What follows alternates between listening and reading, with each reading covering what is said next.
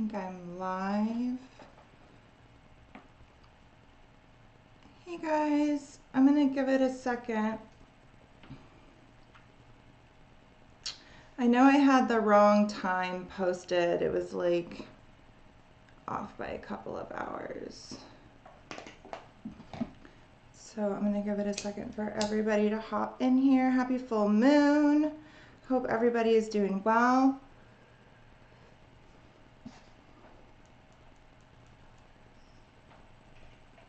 Okay, there's my sound. Okay, I saw all you guys and then all of the viewers like left. So I don't know if this is working. Go ahead and let me know in the chat when you guys can hear me.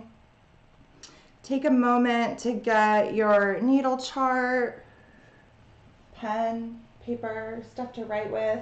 I know we do have a couple of new members. Over on Patreon, linked below the post, is The Apprentice Cheat Sheet. I'm sure you heard me talk about it over on YouTube, but I highly recommend printing that out and utilizing that. Hi, Amanda. Okay, perfect. It shows that I have like 0 viewers. Oh, hi guys. You guys apparently are here. Everybody can hear me. Okay, you guys can hear me, but I can't see you. So hopefully this works good. I'm gonna go ahead and switch over to my software. I'm just gonna be sharing my screen. I used to try to make it more aesthetically pleasing, like with like cutscenes and stuff, but we're just doing share screen now. It's so much easier. All right, so everybody can hear me. See, it looks like it's just me watching. I don't really know what's going on. All right. So I flipped it, guys. I remembered to flip it. So my face is not covering the words. Well, like 100th time is a charm. So that should be good. All right. So we're gonna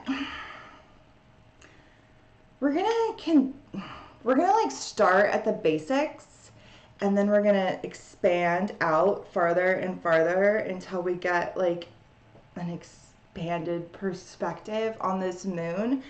And as we expand out farther, we're gonna integrate like vaster concepts and like lenses with which to view this sign, and we're going to bring in all these different fractalized archetypes and really look at like the bigger picture that kind of tells a wider story. So the video is probably going to be pretty long because you guys know I don't know how to not do that.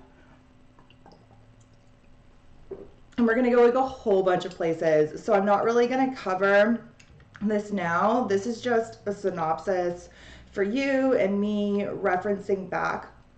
I realized while doing like the research and compiling everything for this moon, I always go back, especially for a full moon, to the video for the partner new moon, the seeding of what is being culminated. So 6 months ago, we had a Virgo new moon. And that is where everything was initiated. That's where we planted the seeds that are culminating now at this Virgo full moon. That house is being illuminated. We're able to see what was started then. And I realize now, going back, that I wasn't around for that. That was back when I had COVID or whatever. And I was super sick for a while there. And so I remember that. I remember that being pretty significant because Virgo actually rules health. And so I would like to say that in the past 6 months, I have completely shifted my health and the way I treat my body, which is not the best. I'm not the healthiest. I'm drinking water right now, but I usually forget to. I usually forget to eat lunch. I have an addiction to coffee and a bunch of other things. So what's being illuminated for me is really all of the stuff I have been neglecting.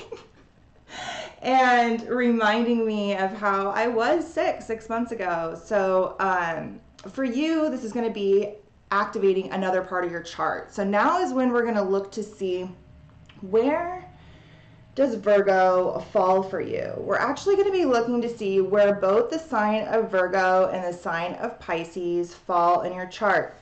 This is a full moon, so at a full moon, we have an opposition between the sun and moon, and they are both falling in opposite signs, activating one of these 6 axis of polarities, which if you guys have followed me for a while, you know, like that's my jam. Like we don't have 12 signs, we have 6 axis of polarities that are seeking balance and unification.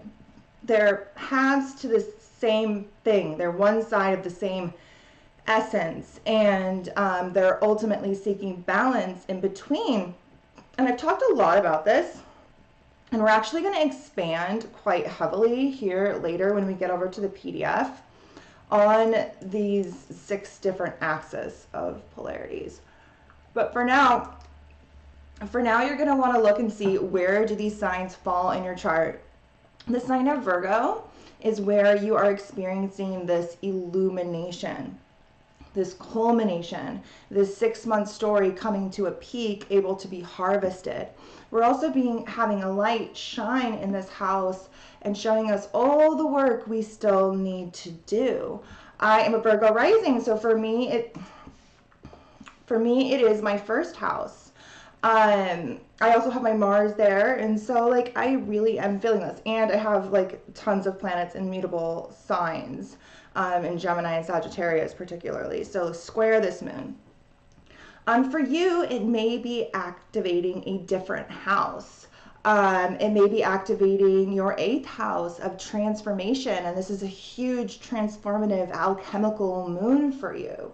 It might, if you are an Aries rising, fall in your 6th house, which is ruled by Virgo, which is the house of health and diet and routines. So finding out where this is in your chart really helps you to get familiar with your chart, so you can start to like look at yourself as the cosmos, which is ultimately the goal of astrology. It's not for predictions. It's not even to tell you your personality. It's not to tell you when to buy Bitcoin or how to find your soulmate or really even your soul's purpose. All of these things that we can use it for. What it's ultimately for is the ultimate end goal, ideally, if you're using it for what it's supposed to be used for, is to ultimately integrate all of these aspects of the self and see yourself in the whole as a reflection of the whole, but viewing it through a specific lens. So finding out where this axis of polarity falls in your chart helps you to see the lens with which you are experiencing this whole. We're having an illumination and a culmination in the house ruled by Virgo. And we just started a new chapter 2 weeks ago at the Pisces new moon, where we started a new 6-month story. We planted some seeds that will then culminate 6 months later during Virgo season when we have the Pisces full moon. So hopefully that makes sense. We're going to kind of touch on how these things sit opposite each other and what they kind of represent a little bit later, because I had some insights come through on that. But ideally by now, at least for those of you who aren't new, we've looked at these axes of polarities quite a lot, so you should be able to kind of pinpoint these. This is the main axis that is seeking balance and integration. Ultimately, what sits between the sun in Pisces and the moon in Virgo is us on Earth. That's what's sitting between these two luminaries. And so we're having this tug and war, this pull of energies that are being kind of like pulled in 2 different directions, but ultimately are seeking a middle ground. And full moons is where we can kind of do the work, the alchemy, the integration that needs to occur in order to find the balance. We harvest from that sign, but we also are prepared to then release as the moon begins to wane, as the full moon then starts to wane on its way back to a new moon. So if you have any planets particular, we're going to look at a lot of points tonight, but like I said, I'm going to try to start small and go outward. Hopefully that's better for you guys. Can you drop the globe? I didn't even have the chat in front of me. Everybody's saying hi. Oh, hi, Sharon. Oh, because of the time change. Sharon can finally make it. I missed you, boo. She's not staying, though. She just came by to say hi. And Amanda's like, can you drop the globe again? You know what? I could do that. I mean, I'm not past doing that. LOL. That was hilarious. And he was like, you need a bigger desk. I'm like, sounds like something I said when we bought the desks, but whatever. Okay, so if you particularly have any planets near 27 degrees of the mutable signs, that means that that planet is really strongly aspected by this moon. So the mutable signs are Virgo and Pisces, but then the other two mutable signs are Gemini and Sagittarius. So those will be square this moon. So if you have any planets near 27 degrees of those signs, I would look into what that planet represents, what's its energetics. Looking to the Astrologer's Apprentice cheat sheet can help with that. So let's say it's Mars, which for me it actually is. I think my Mars is at 26 degrees. Maybe it's at 28, whatever. It's right on top of this moon. Mars is the planet of action. It's the planet of drive. It's the planet of aggression and assertiveness and taking initiative and being the pioneer and taking action. So for me, that's really how this moon is channeling through my particular lens.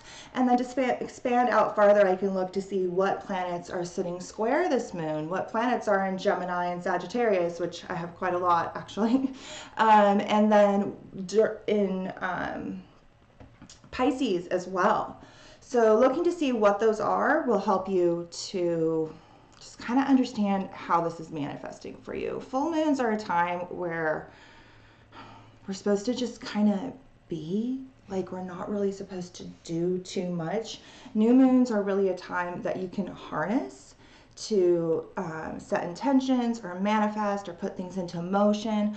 Full moons are really a time to just open your fucking eyes, because that light is shining into that house and is illuminating it for you. And so it just wants to speak to you. And so it's more of a matter of just seeing what is coming through, having that aha moment, and then moving forward through after the full moon when it starts to wane, and that's when we do a lot of the releasing. Okay, so hopefully that makes sense. Now, let's dive a little into the energy of Virgo. I beefed this up quite a bit with my own flair because Virgo, probably more so than any of the other signs, in traditional Western tropical astrology is like so belittled. It's just so pushed down to be made very, very, very small and very, very, very insignificant. When really, as we expand out here, we're going to see how it is kind of really important. So I beefed this up quite a lot, but as you'll see, traditional astrology doesn't have the best view of Virgo. So Virgo is a mutable earth sign. Mutable signs are the signs that sit between the shifting of the seasons. So a cardinal sign starts the seasons, starts the solstices, starts the equinox, the starts of the new season. Mutable fixed signs are in the middle of the season, so they're firm in their energetics, they're not shifting. And the mutable signs are at the end of one season and the start of another season, and they are responsible for shifting from one thing into another. They are mutable, they are malleable, they are adaptive, they are fluid. And Virgo is a fluid earth sign, yet it's ruled by Mercury, which is a mental planet. And so it is the least earthy of all the earth signs. It really is that like earthly physical realm mutating into something beyond through the integration of consciousness, which is masculine in nature, with the earth being feminine in nature, which is why Virgo is ruled by Mercury, the hermaphrodite, the planet that sits beyond duality, that is that alchemist that merges the two together. Most people attribute Virgo to be the pure virgin, really looking through the lens of like the Virgin Mary archetype when it comes to Virgo. Very innocent and naive. But really, as we project out here, we will see how it represents this divine mother archetype. She's often associated with Demeter and all aspects of the earth mother, of the divine earthly manifestation of the mother. This is a little like rhyme from one of my astrology books. I think it's the Astrology Handbook. It's like my favorite book. I got it for $1 like freaking 20 years ago, like a really long time ago. And I use it more than any other book. But it says, who criticizes all she sees and would even analyze a sneeze? Who hugs and loves her own disease? Humph. Virgo. It's a really great synopsis of traditional stereotypical Virgo energy. So let's dive in here. Virgo rules the 6th house, which is the house of health. It's the house of mental, physical, and spiritual health, because it governs the body and our physical well-being and our physical health, but it also governs the mind because of its Mercury correspondence. And it really, what it governs is the balancing between the mind and the body and that ultimate equilibrium that occurs, which would then be indicative of spiritual health. It's usually attributed with like the Muggle realm. So like the 6th house is like the house of work and our daily duties, our daily responsibilities, our daily tasks. Our employment, usually like more like our jobs, as opposed to like the 10th house, which is our career.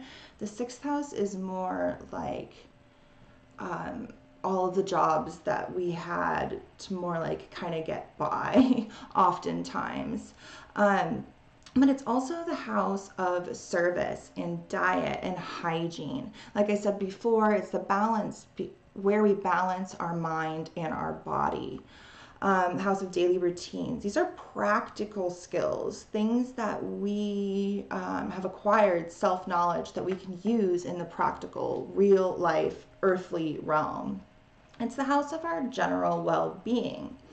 Virgo sits opposite Pisces. Pisces rules like madness and illness and like even pandemics and death, and Virgo is the polar opposite of that, and so it really does rule ultimate vitality and like true alignment. And as we project out here, we'll see why it really, really does.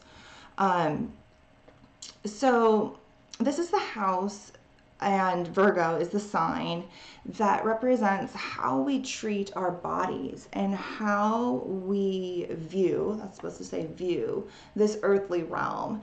I wrote here, are you looking, and I'm super guilty of this too, are you looking at this existence as like a prison planet, which, you know, I'm the first one to be like, this damn prison planet, or a divine school of initiation into the mysteries?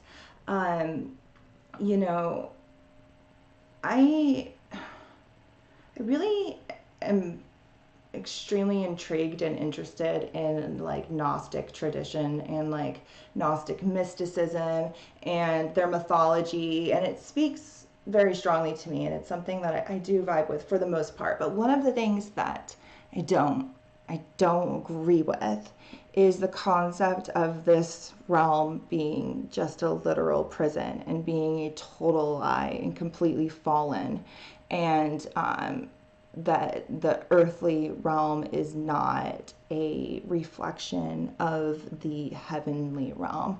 I am more of a proponent of the Hermetic philosophy of as above, so below, and that below is both Earth and this planet itself and everything it has to offer us, which is very indicative of Virgo and Demeter and the Earth Mother and this like virgin mother goddess that gave us all an opportunity to be here, i.e. our planet. I'm more of a proponent of the as above, so below, that the what is above is reflected in both us, our consciousness, our mind, and our body, and the earth. And Virgo is where we can really unite those three things kind of together, being that it is the earth sign, being that it is rules the sixth house of the body, and it's governed by Mercury, the planet of the mind. We can kind of like unite these three things together. So how do we view this realm? And you guys know me, I'm like, oh, the muggle world, and oh, reality, and oh, this damn prison planet, and it's freaking archons, you know what I mean? But, you know, I say these things, but I really do believe that we are in this divine school of initiation into the mysteries, which is ultimately what sits on the opposite side of Virgo, is Pisces. It is the cosmic womb. It is all that is unknown and that pre-conscious Akashic realm that we can unlock all of the spiritual mysteries. So this is, the sixth house governs, like I said before, our daily tasks. These are the things we like have to do. And so this moon would be a really good time to kind of do some of those things. I'm also talking to myself right now, like, you guys know I always need to clean my house. It's always a shit show over here. We just have too many things going on. Like, we have too many hobbies, too many artists, too many people who don't want to do the dishes. I hate dishes, but like the dishes would definitely fall under sixth house Virgo. My sixth house is ruled by Aquarius, and so I just like, I'm like, I'm not even in this time space continuum. Okay, so our daily tasks. This is the stuff we must do. This is also has a deep connection to both our career and our home, because the tasks that fall within Virgo fall within this sixth house realm often are attributed to both our career, our home life, our family, and all of the things that we are in service to. The sixth house also governs pets, and so does Virgo, because pets really just are a representation of the divine, I swear to God. This is where consciousness meets the material realm, where the mental realm meets the earthly realm, on its way to becoming something else, like I said before. This is also the sign of both focus, like laser detailed focus, and distraction. Trust me, I know it governs my first house of the self, and my Mars is there. I have the ability to be the most focused individual ever and like a laser zone in on something, and then I also like don't. And Virgo, like I said before, it's the least earthly of all the earth signs. It's the least grounded because it's ruled by Mercury, because it's ruled by this mental planet. And so in order to really utilize this keen intellect that Virgo has, you have to be grounded. Otherwise, you'll just be like a hot mess, completely distracted, bouncing from one thing to another, which is also a Virgo superpower, because you can take all those different things you learn and ideally weave them together. Okay, so Virgo is ruled by Mercury, traditionally. But there are a lot of astrologers who argue that it is also ruled by Chiron. Now, traditionally, most people attribute Chiron to Sagittarius, because Chiron is literally Sagittarius. The centaur Sagittarius is Chiron. That's who it is. And so they often attribute Chiron with Sagittarius. And I agree with that. You guys know I don't think anything's wrong. I think everything is just a lens with which to view this. And really, ideally, you're supposed to merge everything together. It's the only place you're going to find truth. So on one hand, we can look at Chiron through the lens of Sagittarius, that like wise, shamanic guru who's trying to find the wisdom in his wounds, right? But ideally, that's him after he has integrated the wisdom that those wounds hold and can now be that guide, that guru for others. But first, before that could happen, the healing needed to occur. And there are lots of other astrologers, Barbara Hand Clow being one of them. She wrote an entire book on it. I have it somewhere. I got it from Tavis over at Etheric Circle. Where is it? No, that's the one she wrote about herself. Eye of the Centaur. I don't know. It's somewhere. It's Barbara. It's literally just called Chiron. Nothing else. Chiron. And yeah, Barbara Hand Clow. And she floats the idea, and I also have another Chiron book. I don't know the author, but they say the same thing.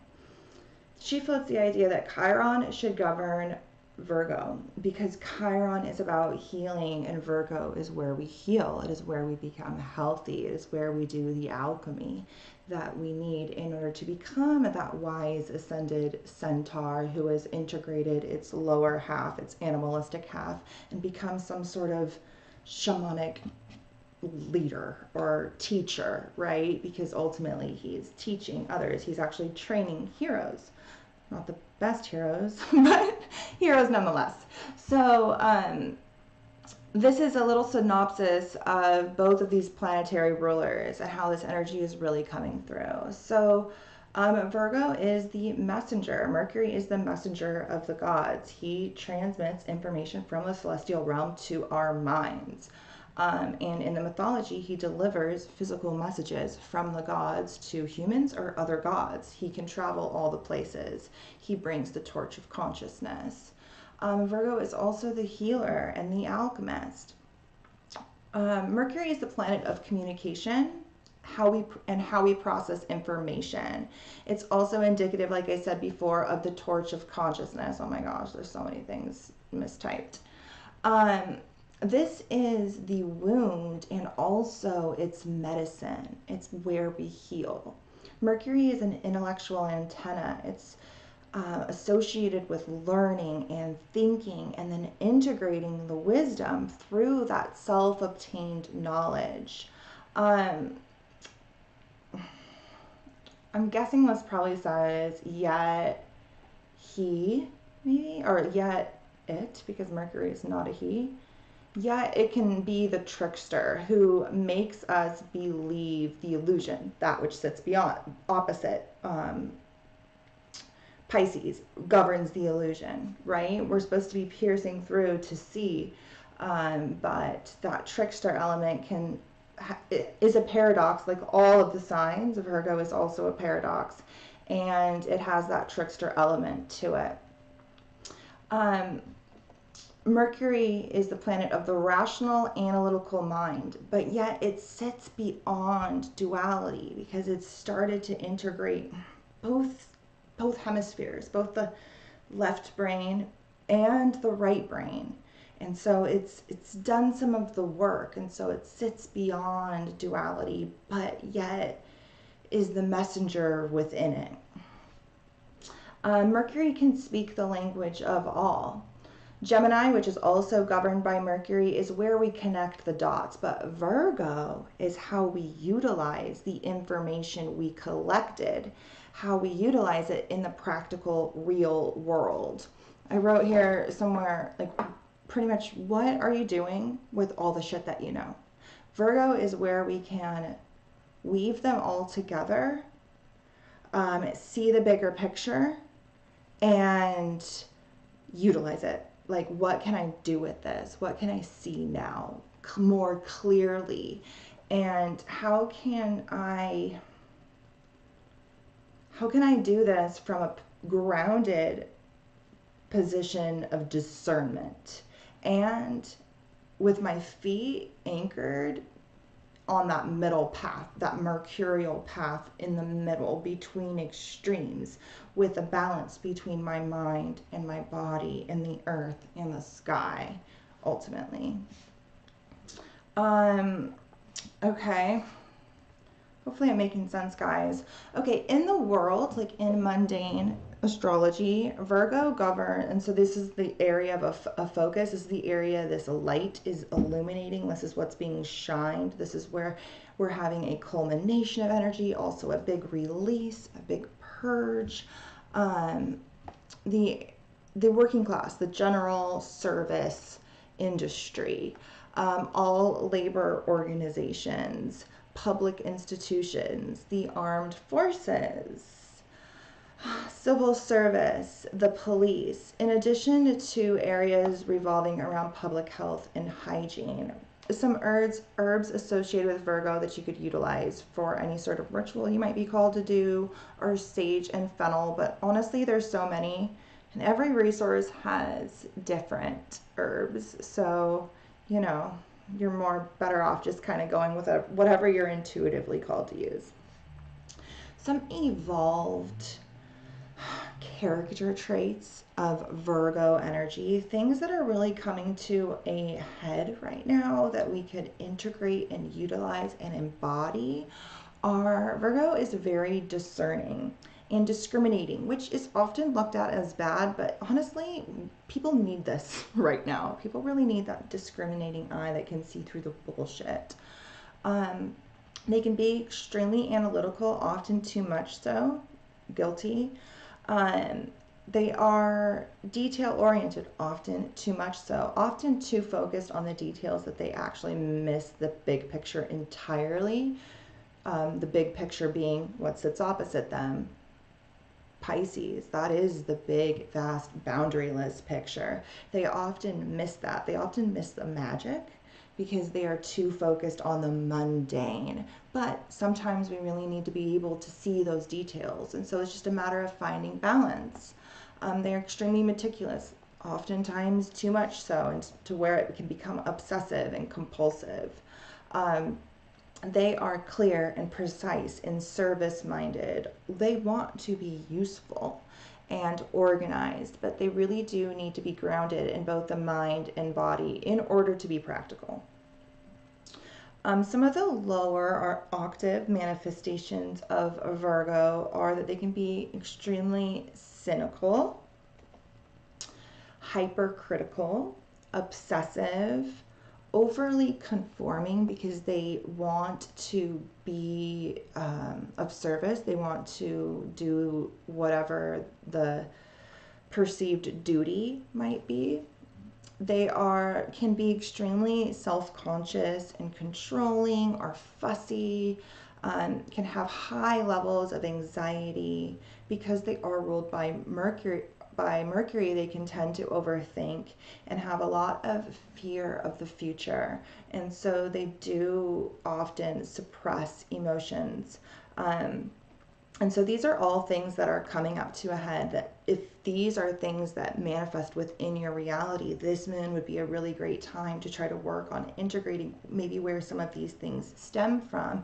And then when the moon starts to wane, these would be some things that you could maybe focus on, integrating, letting go, and purging from, your daily repertoire of emotions. So suppress emotions. They can tend to be overly logical, oftentimes too much so.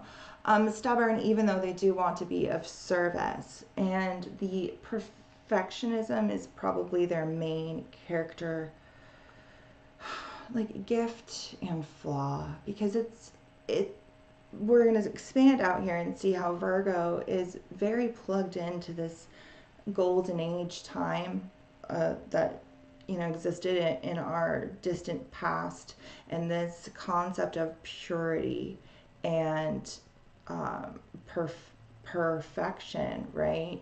And so they're always striving for that like pre-fallen state that we just can't, in all reality, access right now in this time-space continuum, or this certain place humanity is currently at. And so much of what Virgo placements need to learn is to kind of embrace their polar opposite, right? Which is Pisces, which is the unknown, which is the vast boundaryless, the mystery, the everything, which ultimately is perfection, the good, the bad, all of it merged together, all of it, where everything merges, the truth, the lie, and everything in between.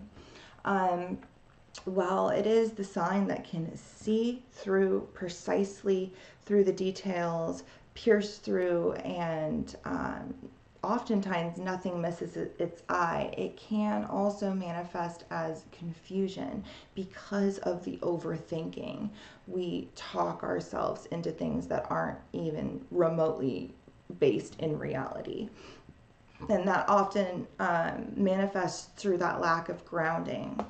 And they can be extremely judgmental and hypercritical, but you know what? I think people aren't critical enough sometimes. So, you know, we all need that a little bit.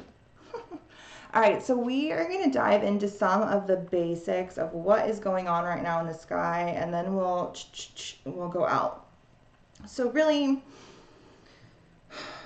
the strongest aspect to this moon, if we talk about like nothing else, we need to address the fact that the moon is aligning with the supergalactic center. It is falling at the end of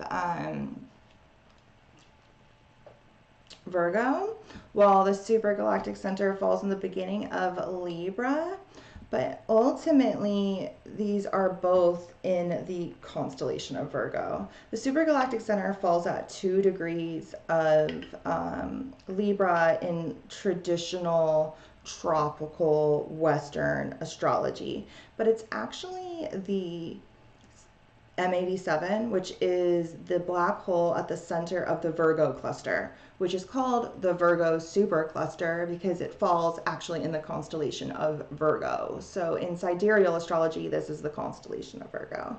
And it's very close in conjunction, even though it is separated by 2 different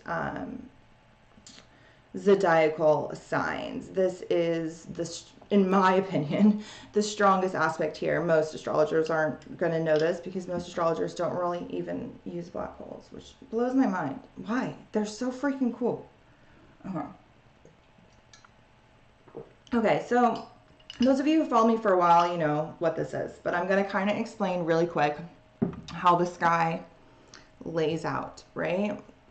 We have the Earth and the planets in our solar system, which revolve around our sun, which sits opposite the moon right here at 27 degrees conjunct Neptune, the ruler of Pisces, the modern ruler of Pisces, which is conjunct Jupiter, the traditional ruler of Pisces, which is conjunct Mercury, our mind, the messenger of the gods, in this massive Pisces stellium that this Virgo moon is seeking to integrate.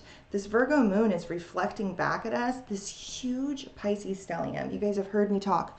This is the most Piscean year of our entire lives. This is the influx of mysticism. This is the peak of this age of Pisces. We're not going to feel this again until technically after the age of Pisces is over, which we're going to actually dive into the ages here a little bit later. I have a whole breakdown. I don't know. I'm in a whole bunch of places, you guys.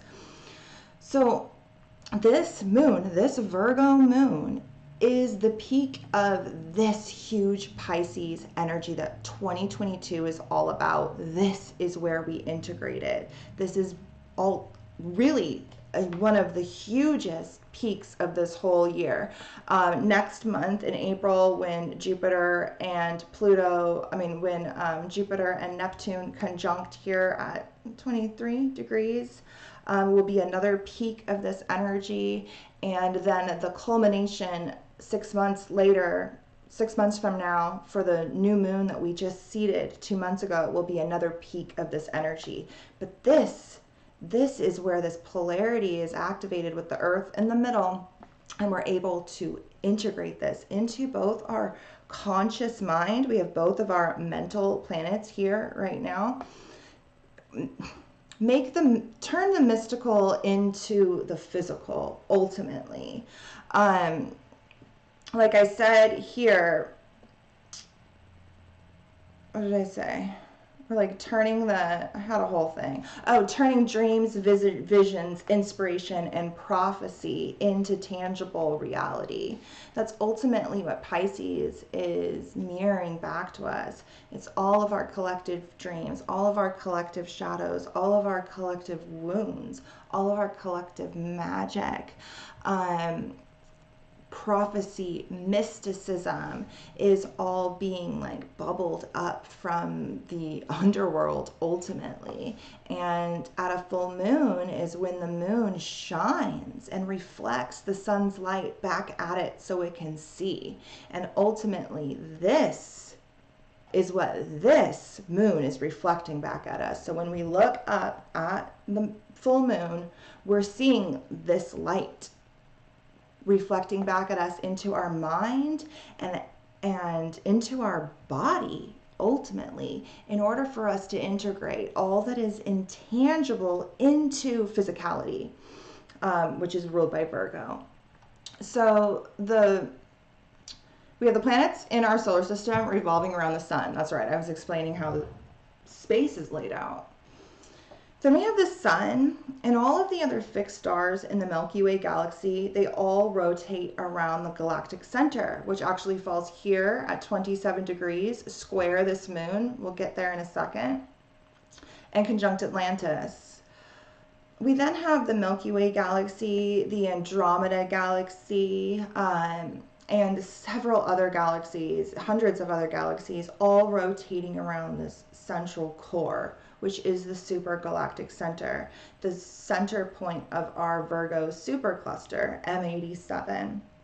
It is a very ancient black hole that is believed to have been one of the first stars to originate after the Big Bang. It was a sun for a very, very, very long time. It lived out its entire existence as a sun. It evolved into a black hole, which then became the center of its own galaxy. M87 is actually a galaxy. There's a whole galaxy right here that we're rotating around. And then it became the center point of this greater cosmic logos, this greater cosmic mind. Black holes are sources of super consciousness. They are very ancient solar points of consciousness that have been here much longer than our sun, that have lived out their entire existence in this time-space continuum, have pierced the hole and have entered into something we can't even fathom. Well, this is that source of what we can't even fathom, aligned with this moon, like lighting it up, fueling it from this beyond time and space energy, sitting opposite the source of beyond time and space energy. Like, Pisces is that multi-dimensional self.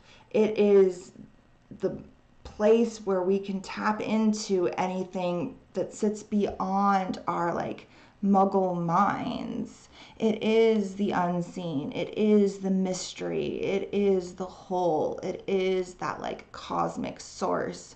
And so when we're in Pisces season like we are right now, we really feel this liminal energy where we are beyond time and space, and we are mutable and merging and going with some sort of weird destined fated flow of like synchronistic, symbolistic, no, that's not a word, synchronistic, symbolic,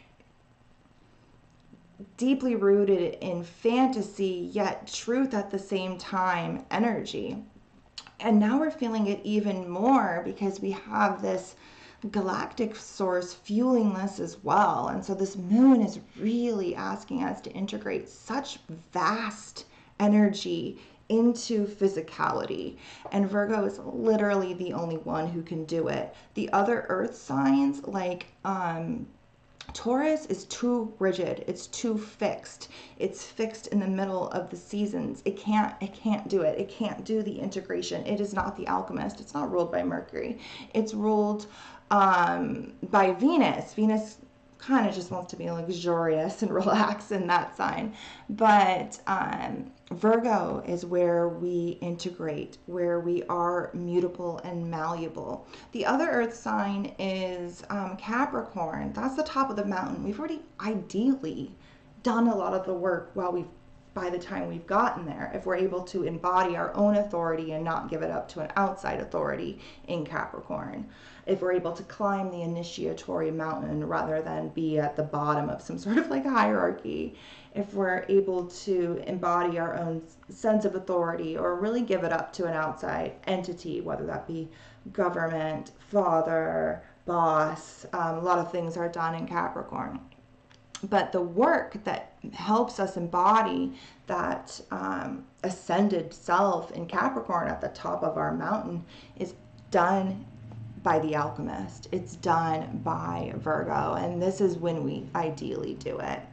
So other than the moon being conjunct the supergalactic center, this source of super consciousness, I don't know what's on the other side of that moon. If you want to read another astrologer's interpretation of it, I mostly interpret it by like astronomy. Like it falls in Libra. Libra is the sign of balance. It falls in Virgo, the constellation of Virgo. It falls in the sign of Libra, the sign of balance and harmony. It falls in the constellation of Virgo, the sign of the mother, the sign of purity, of balance as well, but in the earthly realm. And it aligns with the equinox points, which is that period of the year between balance, between light and darkness. And so ideally what it helps to teach us is how to find balance. And so the fact that this Virgo moon opposite this huge Pisces stellium during our biggest Pisces year of our whole freaking lives and all humanity's lives since about the 1800s, we haven't even technically experienced anything like this prior to the 1800s because we didn't even know that Neptune existed until right before the last conjunction. So when we're seeking to find so much balance between the unseen and the seen, the known and the unknown, the mind and the body, we have this like galactic help shooting from the source of like galactic balance and harmony. But if you want to read another astrologer's perspective, look up Philip Sedgwick's blog or whatever. He talks about both the galactic center and the supergalactic center, and he has a lot of more like metaphysical things that he says it does.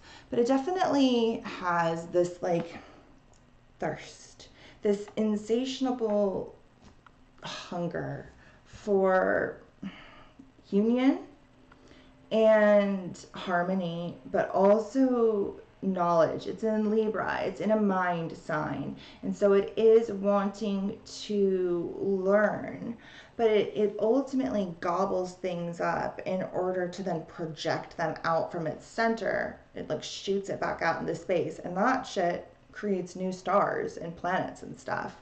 And so ultimately it absorbs in order to then share. Libra is the sign of others, of relationships, of sharing something with someone else and finding a balance and harmony in between. And so I ask you again, what are you doing with everything that you know? Virgo is where we try to utilize everything we've learned. And I find it interesting that we have that Virgo culmination, that Virgo full moon, every year, the same time that the zodiac is ending. So the zodiac ends in Pisces. So everything we learn all year long comes to an end in Pisces so we can be birthed anew in the spring in Aries season.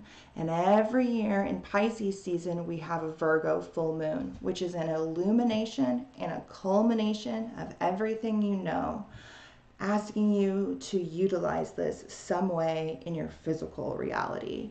So that might be a good journaling topic, like how can I utilize my knowledge base here in service to a higher cause, which is representative of Pisces, its opposite sign, a higher spiritual cause. Okay, so another basic transit going on is the moon is trining Pluto. So the moon is in a trine to Pluto in Capricorn. So looking to see where Capricorn falls in your chart, what house, this is lending assistance. It's lending energetic assistance to this moon. Pluto is the planet of transformation. It is deeply alchemical in nature as well, much like Virgo. It's a little bit more dramatic with it. It's not so mutable and flowing and shifting like fluid. It's more like bombs. It's more like fire and rebirth from the depths of hell itself and then coming up from the abyss, forever changed. It is representative of death, rebirth, transformation, and that alchemical process from one thing to another, forever changed. This is bringing in more the Capricorn energy, which is really helping us to take responsibility and authority and do some of the hard work in order to do all of the things that I'm mentioning here. But it's deeply transformative. This is actually a really nice moon. I've heard other astrologers refer to it as like a breath of fresh air, and I feel that. I feel like this is an aha moment where we can just like see and be and feel and have illuminated perspective that we were unable to see before. That is really what this entire zodiacal year has been building to. Okay, so another thing that should be noted is that not only is the moon trining that transformative Pluto, but that it is also trining the North Node. We are going to be heading into eclipse season, not next month, the month after, maybe the end of next month. I don't know. It's right around the corner, you guys. Once we head into Taurus season, we're going to be heading into eclipse season, not next month, the month after.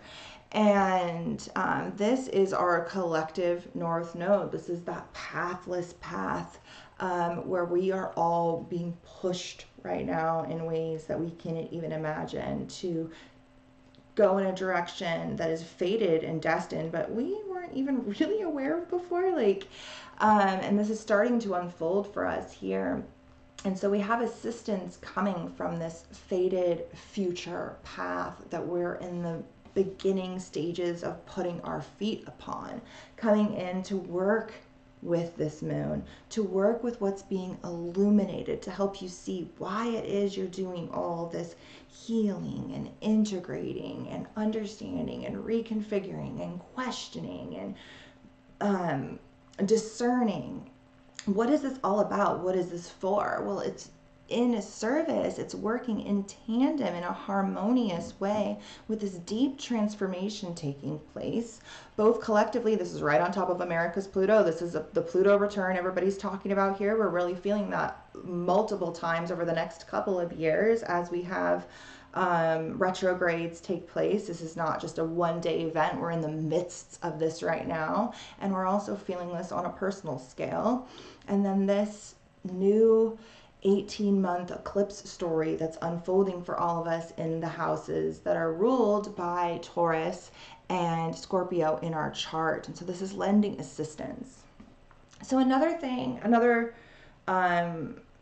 more traditional transit that's taking place is the Mars and Venus. Hold on, we'll get there in a second. The Mars and Venus conjunction in Aquarius, which is square Uranus and Hecate, but we'll get to Hecate later. I just want to keep it basic for right now. So this Mars and Uranus is square is a tension. It's a tense aspect that is seeking some sort of compromise and integration, but really it just kind of feels like conflicting viewpoints, conflicting values coming up against one another. And both of these planets are very volatile in energy, particularly Mars and Uranus. Not so much Venus. Venus is a benefic, which ideally would be coming in to give some sort of balance and harmony. But with Uranus, it's just so unpredictable, we can't even really gauge it as to what's going to happen. But this is extremely tense, conflicting energy that's coming to bring triggers of action, Mars, progress, Uranus, awakening, Uranus, initiating, Mars, in regards to our future, Aquarius, and the collective, right? But this is also a battle between progress and our values, and also our animalistic instincts to protect what we deem as valuable and true and close to us. So we have a lot of tense energy happening, particularly from this. It's tense. It's a tension. So you can look to see where these houses are in your chart. Where is Aquarius? Where is Uranus? And where is Taurus? This is, I don't want to say irritating. It's triggering, and triggering does not have to be bad, although it can feel bad or seem bad. It just is. That's where the triggers are coming from. So when making this little slide, I noticed that these aspect lines, when drawn like this, look an awful lot like the alchemical glyph for sulfur. So I thought I would look up like its correspondence, and so that's what the next slide is. As you see, like that looks pretty much similar to this glyph, right? I'm not tripping. I don't know, I'm gonna get pretty tinfoil hat here, you guys, tonight, but whatever, just roll with it. I think it looks just like that. So sulfur represents properties such as dryness and heat and masculinity, which really, to me, speak to that Uranus-Mars square, because Uranus is indicative of like tension, but tension that like sparks electric shocks because it's been so confined, and then it just kind of like explodes, which to me kind of speaks to that like heat and dryness aspect. And so does Mars speak to that as well. So heat and masculinity. In alchemy, it can also represent evaporation, expansion, and dissolution, which ultimately needs to occur before the integration can occur, right? In terms of the human body, it represents the soul. And in terms of the Tria Prima, sulfur was seen as the middling element, connecting salt, which is representative of like higher manifestations, and Mercury, which is representative of like lower manifestations. So it's that mutable, middle element that connects these two things together, which is very similar to Virgo, this alchemical energy of merging things together, right? And it goes on to talk some more about it. You guys can go ahead and read this. It pretty much says the same thing. It's from the same blog post. I was going to dive deeper into it with my books, but I knew if I went off on that tip, I was going to go so many places. So I find it interesting that it's representative of integration. Of course, it was later used on the Satanic Cross and is sometimes used as a satanic symbol because those fuckers like to take everything and ruin it. Bastards. Okay, so before we expand farther out, I want to go over to the PDF and cover some notes that I channeled. If you guys have any questions, go ahead and write them in the chat. If you have like want to write anything about your chart or whatever, feel free. We'll be back. I have more slides, but I want to kind of just go over here just to make this easier.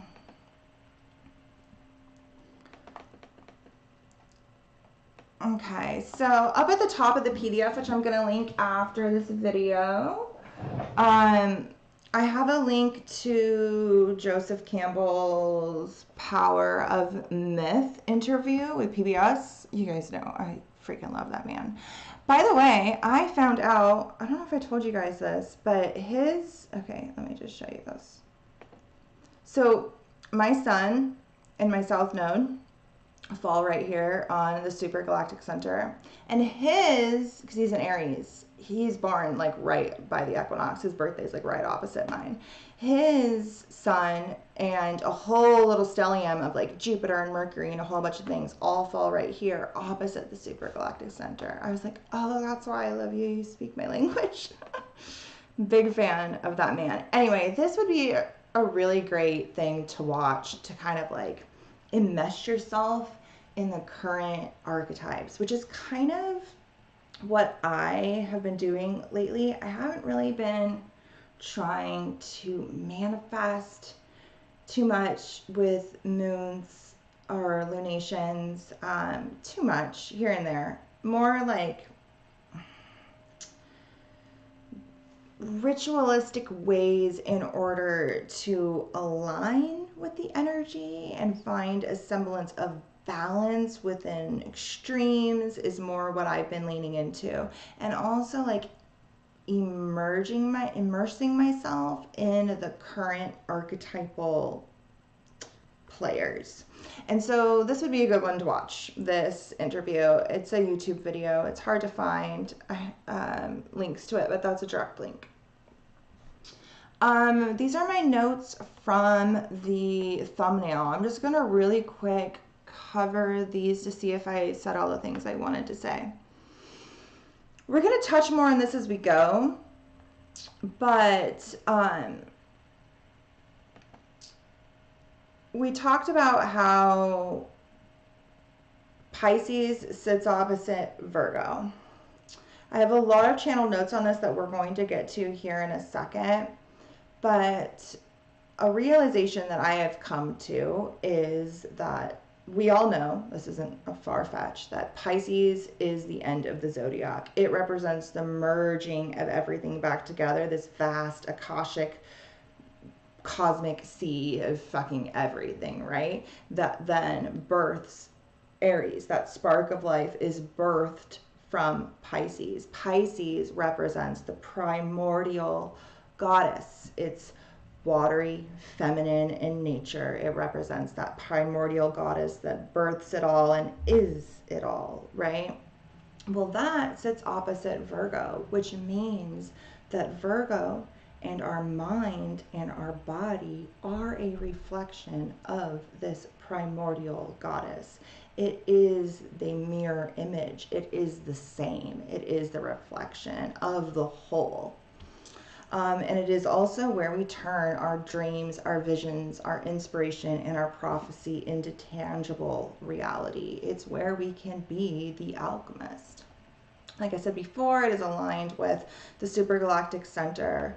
We are being asked to kind of embrace the unknown, embrace what sits opposite us and is seeking integration, this vast mystic Piscean realm. Embrace it, merge with it, integrate it, but don't necessarily try to psychoanalyze it, which is hard because it's indicative of our unconscious mind. It is what needs to be psychoanalyzed. But in order to truly embrace the unknown and in order to truly embody the whole, we have to embrace the unknown, because we will never know everything. And if we only embrace what is known, we will never become whole, because part of the whole is the unknown. Hopefully that makes sense. So this is a battle between the details and the mystery. The details being Virgo, the mystery being Pisces, and we're in between. And we have to have a little bit of both. And so that's really what we're being like tugged between. The details which help unlock the mystery, and the mystery that we need to embrace. Again, a paradox, because we live in the realm of paradox. This is an illumination of our earthly reflection. So how I said up above how Virgo is the reflection of Pisces. It's a reflection of the whole. Well, Virgo is being illuminated right now by this full moon. That is where this light is shining. And so this earthly reflection is being illuminated, but it's a mirror image. It's flipped, it's reflected. It's not as clear and concise. This moon sits opposite Neptune, the planet of illusions and delusion and confusion and mystic truths. So those are accessible, but we're navigating this symbolic realm that you guys have heard me talk about so many times. Like, we are in Alice's Wonderland. We are in the dream. We are in this waking symbolic realm of everything and nothing making sense simultaneously. But right now, this illumination is helping us to pierce through and see a little bit more of what it is, really. It's also a battle between duty, responsibility, and distraction. And like I said before, staying grounded will help us to like get shit done, which April is going to be a lot about that as well. Moving in through the spring, we have transits that are really coming to help us take action, move, and start new things. And right now is where we can cultivate and harness this deep sense of grounding the mind into the physical that Virgo is here to offer us, that we'll need moving forward when it comes to starting all these things. This is something we're going to touch on here in a second, so I'm not going to get there yet because I won't even know where to begin. This is a moon focused around healing and learning and unlocking the wisdom deep within the body in particular. We're also going to touch on this in a second, so I'm not going to get into that, and we're going to touch on this. Okay. So these are some notes that I channeled on the Pisces new moon when I took my kids to the park, and I was like extra stoned and like staring off into space, and the sun, like I don't know, I was like staring off into space, and then all of this started coming out and I had to like write it all down. And I was thinking about Pisces and Virgo being its opposition, meaning that they are reflections of the same thing. And all of this started to come through. So I'm just going to kind of read it and expand as I go. So if we're keeping with the simple principle, which honestly, I come back around to a lot of things I've moved beyond concepts and perceptions, but like whenever I get lost or confused, or I'm just like, what the fuck is even going on? I always really come back to the basic philosophy of as above, so below. It's really the only thing I can wrap my mind around. I really do believe that when I look up, like, that is a reflection of me. And so understanding what's happening up there helps me to better understand what's happening around here. And that's as far as I get. Everything else is up for debate, but that I really do believe. And so if we stick with this philosophy of as above, so below, that means that Earth, humanity as a whole, Earth, so our collective consciousness, Earth, and then us, our consciousness and our body, all of those things are a reflection of the whole. And we see them all reflected back to us in Virgo because it represents the mind and the body, right? So Virgo reflects this primordial energy, but it embodies it within the earthly, and that's why it's representative of Demeter, of the Earth Mother, and all these other Mother Earthly divine feminine goddesses, whether it be Isis or Hathor or the Virgin Mary. All of these things are all representative of this reflection of the whole. It's a virgin in nature because it's like that prime number. It's only divisible between itself and one because it is what then births it into existence, much like Pisces births Aries, the child. Virgo is representative of that Earth Mother. So Earth represents our sovereignty. And I wrote here that this is probably one of the reasons, but honestly, I think everything that has gone down here on the planet had to go down because these are cycles of evolution that help us to embody higher levels of consciousness.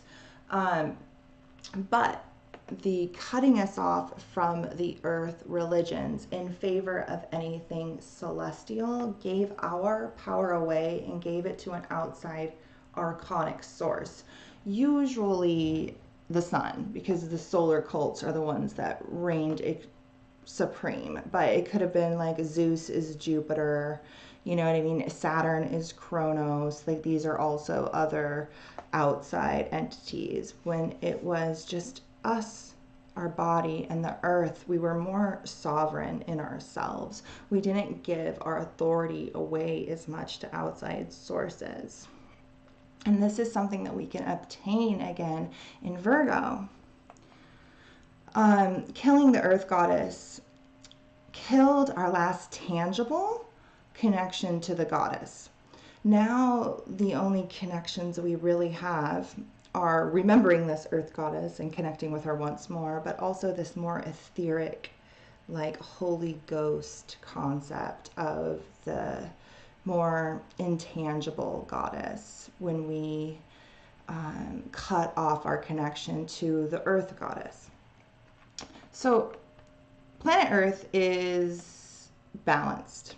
It's the only planet that is balanced and harmonious enough to support life in our solar system, or really anywhere that we know of. All other celestial points that we know of are polarized. So they're either extremely hot or extremely cold. In some way, shape, or form, they are extreme. So they are unwelcoming. They are hazardous to the evolution of life, yet they are so undeniably connected to it. Earth sits in the Goldilocks zone. It's the perfect combination for creation, for life to flourish, for life and consciousness to manifest. Earth is 0 point. We've just tilted our axis off kilter into the realm of polarization. Perhaps this allows for evolution in ways we can't comprehend right now.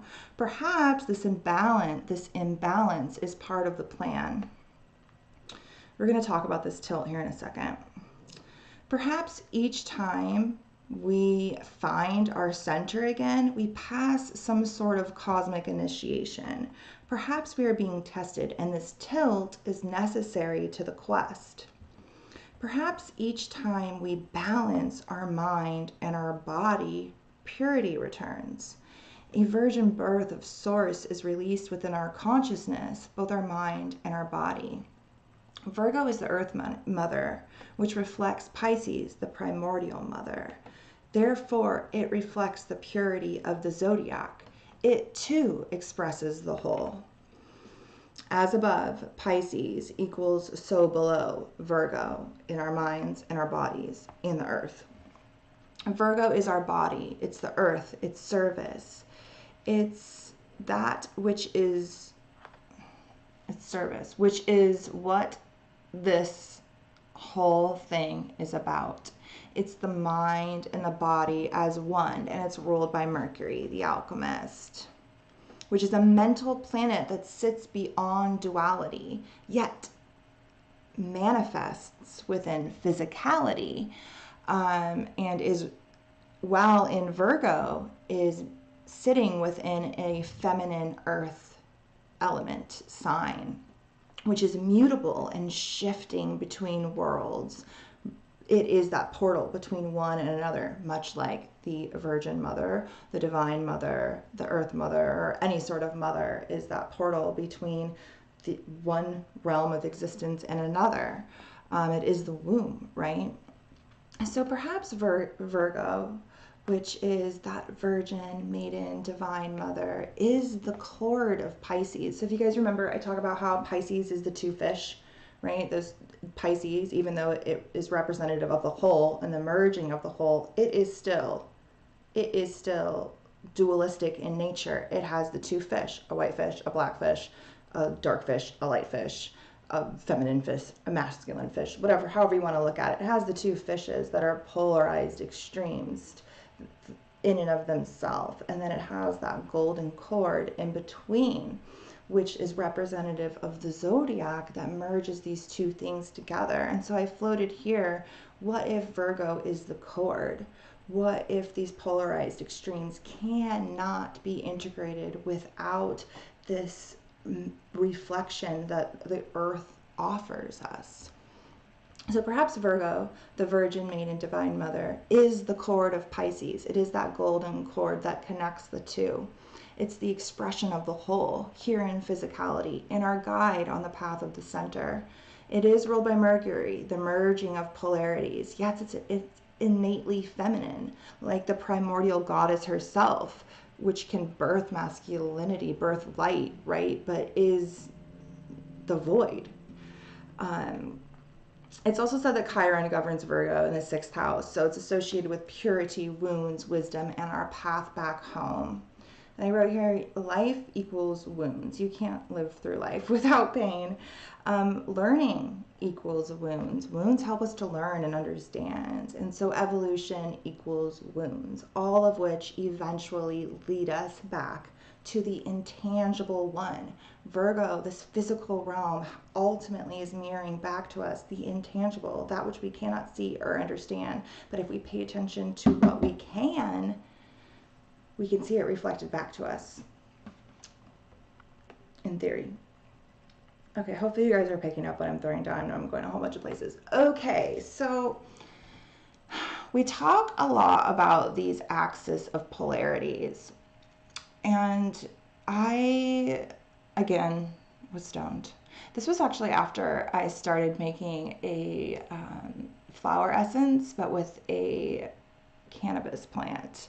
And then while pondering the name, something about like Mother Mary Jane or something, I was going off on that tangent, and then this came out. So this is a look at these axes of polarities and how it kind of manifests here. And I'm also floating the idea that the zodiac does not start in Aries. The zodiac starts in Pisces. Aries is that spark of life, that shift, that where the sun crosses the equator at the equinox from Pisces into Aries. From Pisces into Aries, that is that spark of life, that big bang that brings the unseen into the seen, but that had to come from somewhere. It had to be birthed from the whole, which is representative of this primordial mother, this cosmic womb. So we have Pisces, which I believe should be the first sign of the zodiac, right? We've talked a lot about how Pisces sits opposite Virgo. During Pisces season, we have a Virgo full moon. This is the sign being illuminated. Virgo then reflects Pisces. These are reflections of one another, the primordial mother and the divine mother. Our next axis of polarity, which is birthed by these mother forces, the primordial and the earthly, birthed into existence, the child, which is usually representative of the sun, right? Christ is born in Aries season.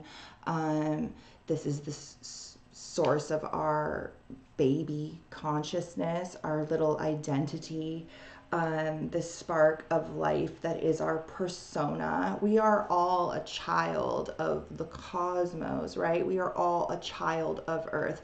While this says sun, and that's masculine in nature, and this is feminine in nature, like we all have this inside of us. So I know like talking about gender is rough these days, but obviously I mean we all have all of this within us, right? So we have the signs of Pisces and Virgo, this axis of polarity, which births the start of the zodiac, which is Aries. That is when we are born. Consciousness is born from the primordial, and the earthly gives way to life, gives way to spring, gives way to this concept of us as children to something bigger, the cosmos, right? Opposite Aries, we have a Libra full moon, which represents the other half of this consciousness, whether that be that of lovers or twins. We see this in many mythologies. Oftentimes the lover is the twin, the brother and sister or whatever, but it's the other half, right? That's our next axis of polarity. From there, this consciousness and its other half, right? So the right and left brain, the masculine and feminine, that was birthed by the primordial mother and the earthly, they then enter this realm of physicality and mystery. So we enter into Taurus season, which is the realm of the physical, all that is sensual and physical and tangible. And opposite that is Scorpio, the realm of the mysteries, of the unseen, which is again reflections of one another. We see how the realm of the unseen and the mysteries, these water signs, sit opposite the earth signs, so we can see that this is reflected in our physical earthly existence. From there, this spark of consciousness that was birthed at the initial start of the zodiac starts to evolve. We really enter the realm of learning and the realm of duality in Gemini season. This is that split of consciousness where we're able to see our side and another side and all the sides. This is mutable energy. This is where we start to expand and shift and question and push beyond. From there, we enter Cancer season. And so this mind then has to address the subconscious and its reflection in the world. So in Cancer season, we're dealing with lunar energy. We're dealing with the shadow. We're dealing with our subconscious, our personal subconscious. Our subconscious only understands ourselves and our personal place within existence. This is our own shit, right? And then we're also dealing with those projections in the world, in the outer world, which is what this is supposed to say, outer world, as we climb this initiatory mountain that is this physical existence. Again, this is that water and earth sign. So we're processing everything on an internal level in order to climb up this initiatory mountain, ultimately past all of this into whatever's beyond, right? I really do think the zodiac is like an initiatory quest that we can finish. From there, we enter this realm of consciousness yet again, and this is Leo and Aquarius. So this is where we have our subconscious moves into our consciousness. So it really shows you that this like primordial feminine energy comes first. It comes before the solar. It comes before the ego. It comes before its projections. It comes before consciousness. Subconsciousness is what is then made consciousness, our unconscious mind. So this is what is really manifesting during Leo season, plus its opposite, which is the collective consciousness. And then from there, we merge back into the mother. So our egoic consciousness, finding balance within the collective consciousness, is then just leading us back into the womb of the mother. But it's a mirror image of that first axis, because we'll be entering into Virgo season with a Pisces full moon. So hopefully this made sense. This was like something that came through the other day. I also wrote here that the numbers 12 and 6, so Pisces being the 12th sign and Virgo being the 6th sign, actually rule our reality a lot more than the numbers 1 and 7. 1 and 7 are prime numbers, and prime numbers are significant, but our reality here, our physical reality, is very much ruled by the number 12. 12 zodiac, 12 signs in the zodiac. We have 12 months in the year. We have 12 days, 12 hours of daylight and 12 hours of nighttime. 12 is used quite a bit. And so I just kind of floated that those numbers kind of make a little bit more sense. 1 and 7 do too. And so it shows that like it births that prime source. It kind of shows that these are manifestations of this as well. But anyway, just floating through that. Okay, guys, so really quick, this is kind of how the zodiac lays out, how it's birthed from Pisces, and it goes into all these different things and these axes that are seeking balance and integration and are reflecting each other back to one another in order to find balance in between. And the earth sits between all of these, and we sit between all of these, and we're trying to integrate these extremes, right? I'm not even really sure. Oh, that's why I dove into this. Okay. So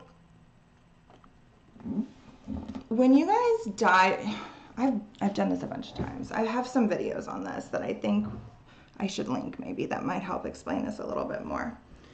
So in the New Age movement, you'll hear a lot of talk about the age of Aquarius, the age of Aquarius. We're in the age of Aquarius.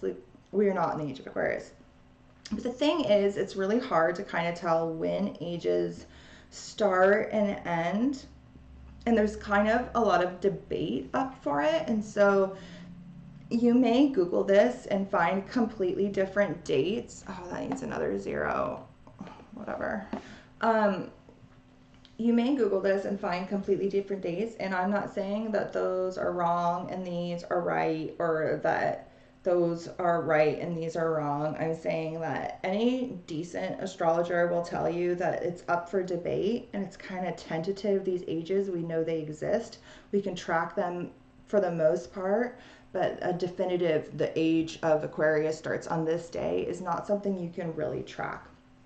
This here that we're about to cover is like the consensus for most astrologers. I got these dates from Astrology. She's like a pretty famous astrology blog and YouTube channel. I got these dates here and then I added like all my own commentary or whatever. But what I want to really tune in on here is that we talk a lot about, you know, the age of Pisces. We talk a lot about the age of Aquarius. People touch on the age of Taurus a lot because it really had a lot to do with certain civilizations, but we don't really talk about any of the other ages. And so I wanted to really quick kind of just explain the concept of this.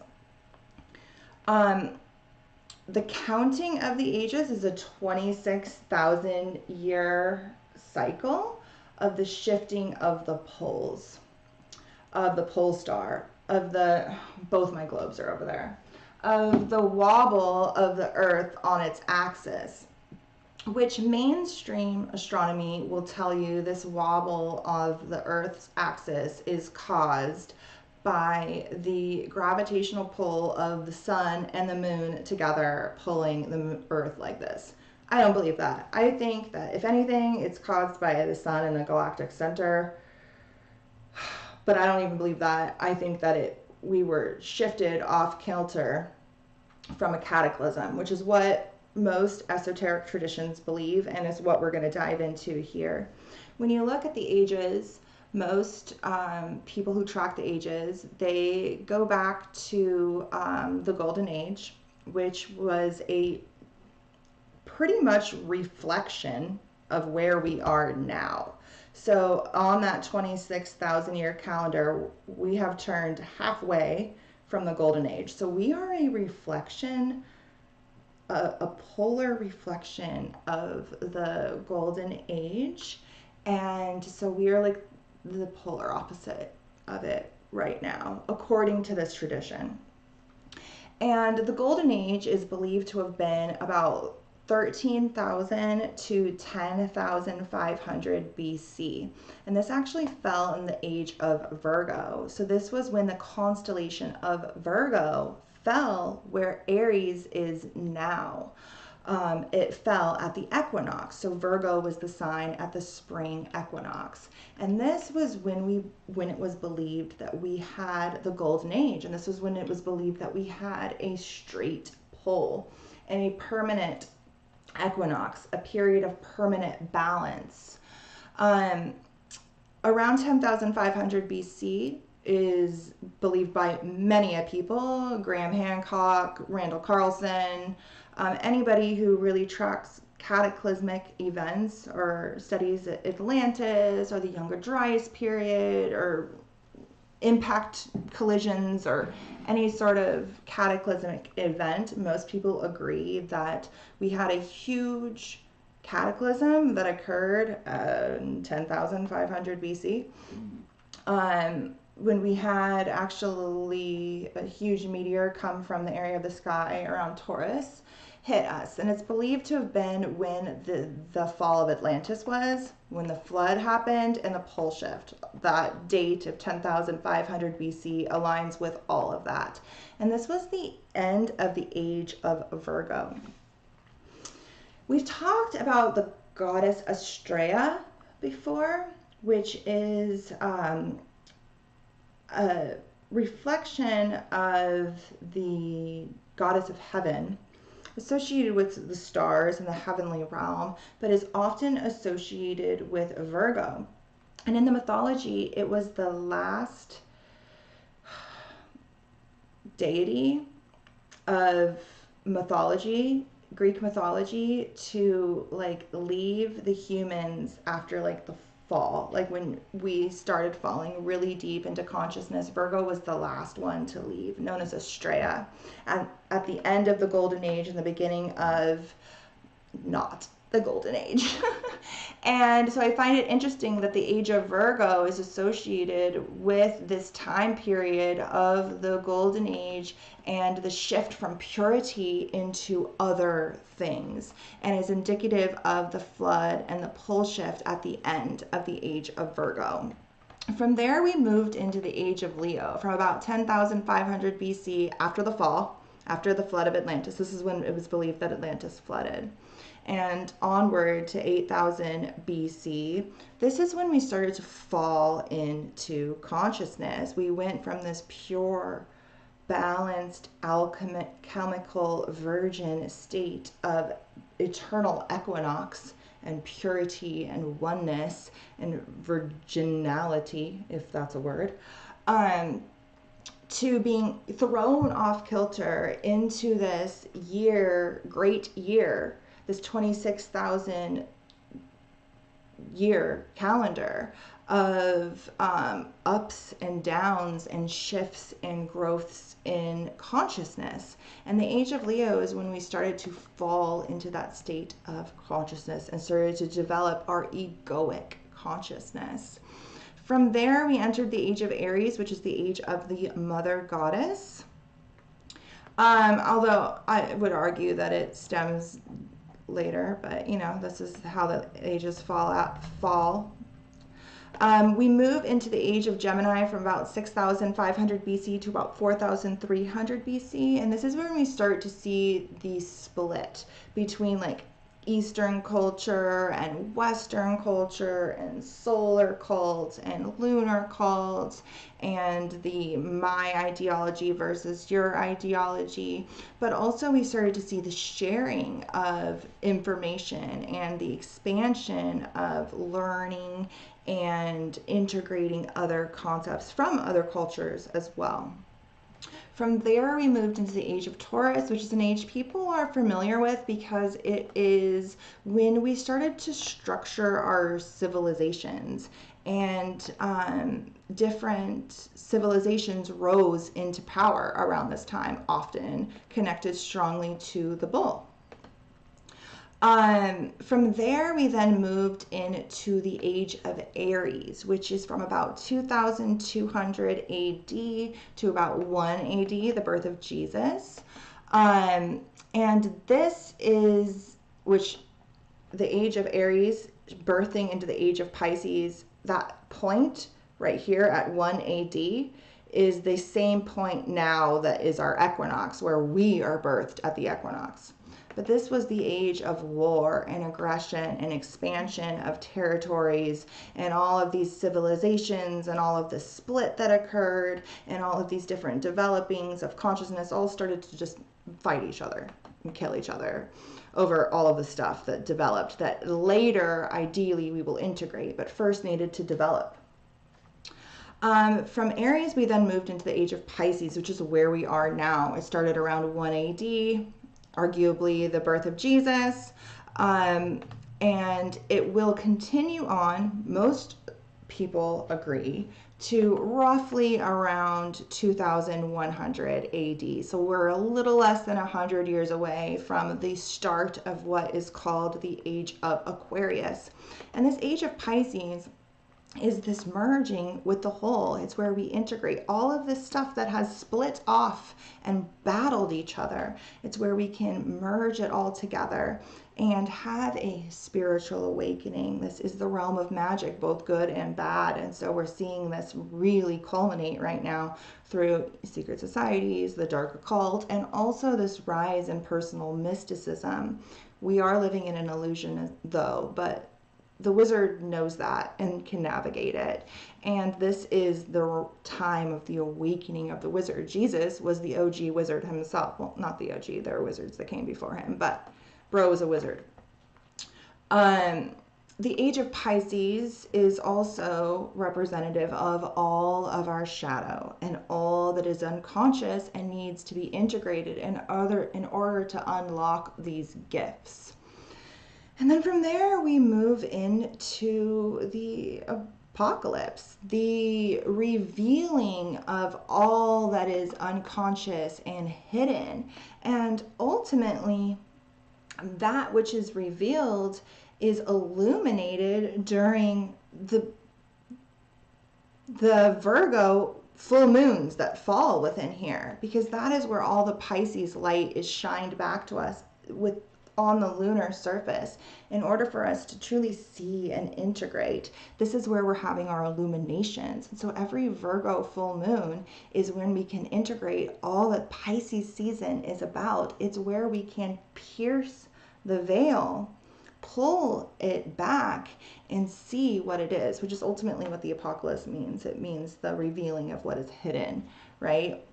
But ultimately, Pisces is the end of the zodiac. So it is the end of a world and the start of another one, right? So then from there, we move into the age of Aquarius in 2100 AD, which is our future, right? Aquarius rules our collective future. But depending on how we navigate this age of Pisces will depend on what kind of future this is. This is the age of Aquarius. What kind of future will it be? Well, it depends on how much we see. And these Virgo full moons that sit opposite all this Pisces energy during this 2022 Pisces year is where we can see, where we can pierce, where we can discern, where we can understand, where all of that light over there is being illuminated back to us in order for us to integrate it. And I wrote here that this is one of our greatest illuminations.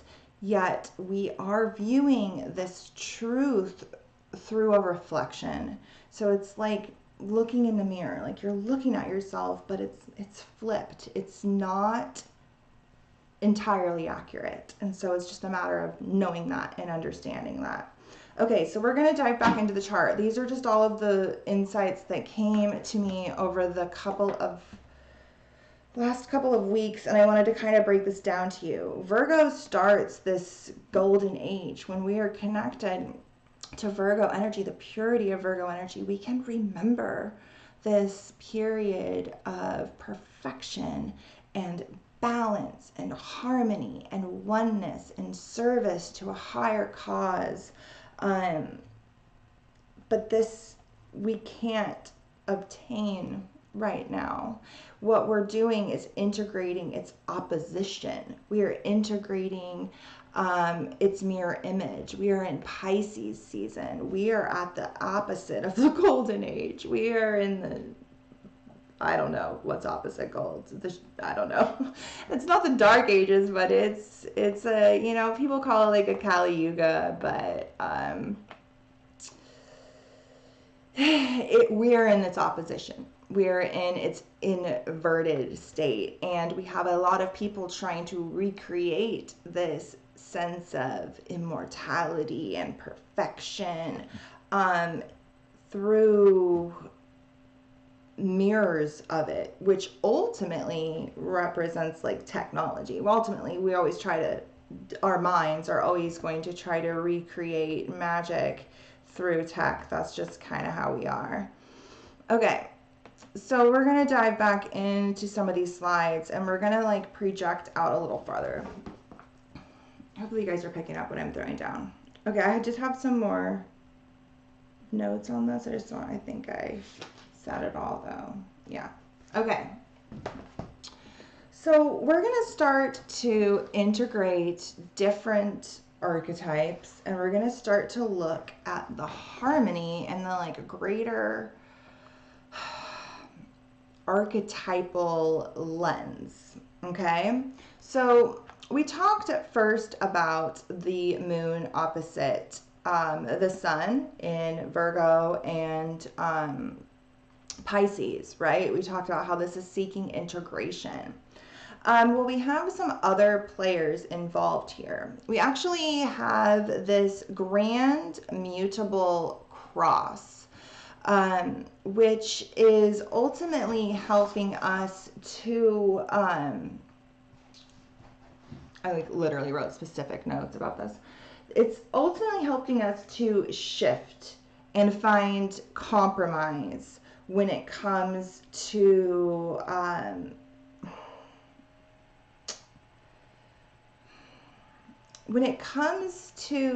like viewpoints that are looking at the same thing but from a different perspective. So they're not on a totally different page. These are all mutable energies. They're just kind of looking at the same thing a little bit differently. And so in order to kind of get on the same page, they just need to compromise a little bit, right? So we have this grand mutable cross between the the moon in Virgo, the sun in Pisces, Neptune, Jupiter, this whole little stellium, right? And then also the galactic center in Atlantis and our pole star in Lilith. And so before we even look at any of these asteroids that are also up on the screen, I did want to kind of just zero in on where the compromise needs to take place. This Atlantean asteroid, you know, it's a closer asteroid. It sits between Mars and Jupiter, like many of the asteroids do, but its orbit seems to be a lot quicker than some of these other asteroids, and it really plays a really strong point in many charts. And as we can see, it's transiting the galactic center right now, and so it, like the moon, is getting this galactic boost. And so this is kind of like a cosmic vacuum cleaner for like all of the karma connected to it and all of the wisdom. Well, we were just talking about how Virgo is connected to that golden age, and the end of the age of Virgo was the fall of Atlantis. And you can see how they're square each other, and they are playing this archetypal dance. All of the key players are in play. Actually, it's quite interesting as we expand out through here. We actually also have Lilith on top of the pole star, right next to Persephone and Demeter, conjunct one another. Persephone, that child that is birthed in the spring. In this mythology, she is a woman. She is not Christ the Son. She is Persephone, the daughter, but she is the counterpart to the mother. And in the spring, I have to sneeze. In the spring, she returns to her mother Demeter, and right now, as this is happening archetypally in our seasonal shift, that is the story of the seasons, Persephone rising in the spring. We also see it happening on in the asteroids. We see both these asteroids meeting, which I do not think is a coincidence at all.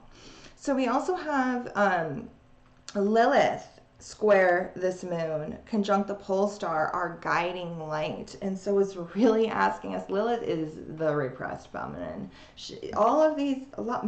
Most feminine archetypes are repressed or shunned or altered or inverted, but nobody more so than Lilith. Lilith, these are at least our celestial points. Like all of these asteroids are actual points in space. Lilith isn't. Lilith is the moon's shadow. She's the apogee of the moon. She's the farthest point in the moon's shadow. She's as repressed lunar feminine energy as you can get, and she has been demonized and shunned and pushed under the rug because she ultimately holds the access to all that is repressed and all that will give us back our sovereignty to become whole. Whether you are a man or a woman, we all have Lilith somewhere in our chart asking to be integrated. And right now, collectively, she is asking for this. She's sitting right on top of the pole star, just begging to be remembered. And we see many feminine archetypes coming through as well. Which brings me to our first grand trine here. So we have the moon at 27 degrees of Virgo, which is actually conjunct Aphrodite. I didn't write the degrees here for any of these asteroids, but they're all within 3 degrees.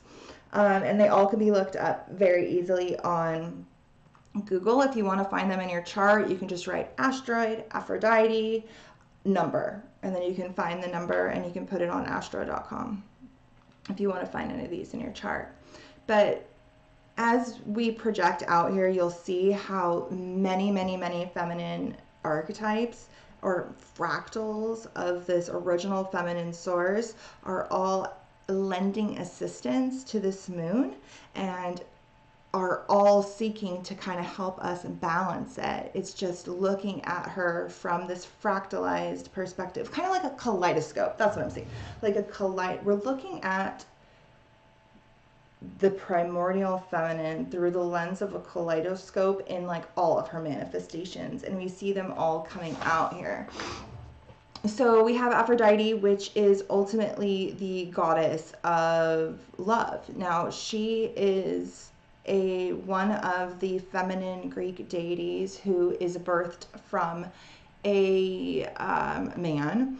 She's actually birthed from the severed penis of Uranus thrown in the waters, and then she rises from the sea. She is very closely attributed to that of Eve being created from Adam's rib and not being virginal or original or prime or primordial, but coming after this spark of masculine consciousness and then being woven more deeply into the patriarchal constructs. And we see this happen in the mythology. The goddesses that are more so connected to the patriarchy defend the patriarchy over women. Aphrodite many times chooses one of her male counterparts over a very deserving victim feminine role, as does Athena, who is another Greek deity birthed from the head of Zeus. They choose the patriarchy over defending women ultimately. So we have Aphrodite here, the goddess of love, very associated with that Eve archetype, which is part of this feminine. It is an aspect of her, which is trining the North Node, which we have already talked about. This is in green now, showing that this is an earth element. This is a feminine grand trine in the signs of earth, in the earth signs. So we have Aphrodite trining the asteroids Child, Hathor, Virginia, and Abentina.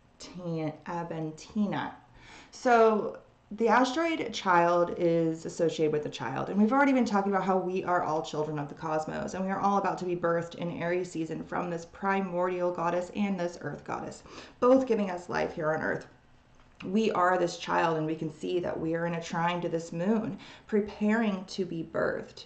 We also have the goddess Hathor here, which is another representation of this mother. She is the Egyptian goddess of fertility, which is very much associated with this time of spring, with this energy of abundance. She is also associated with love.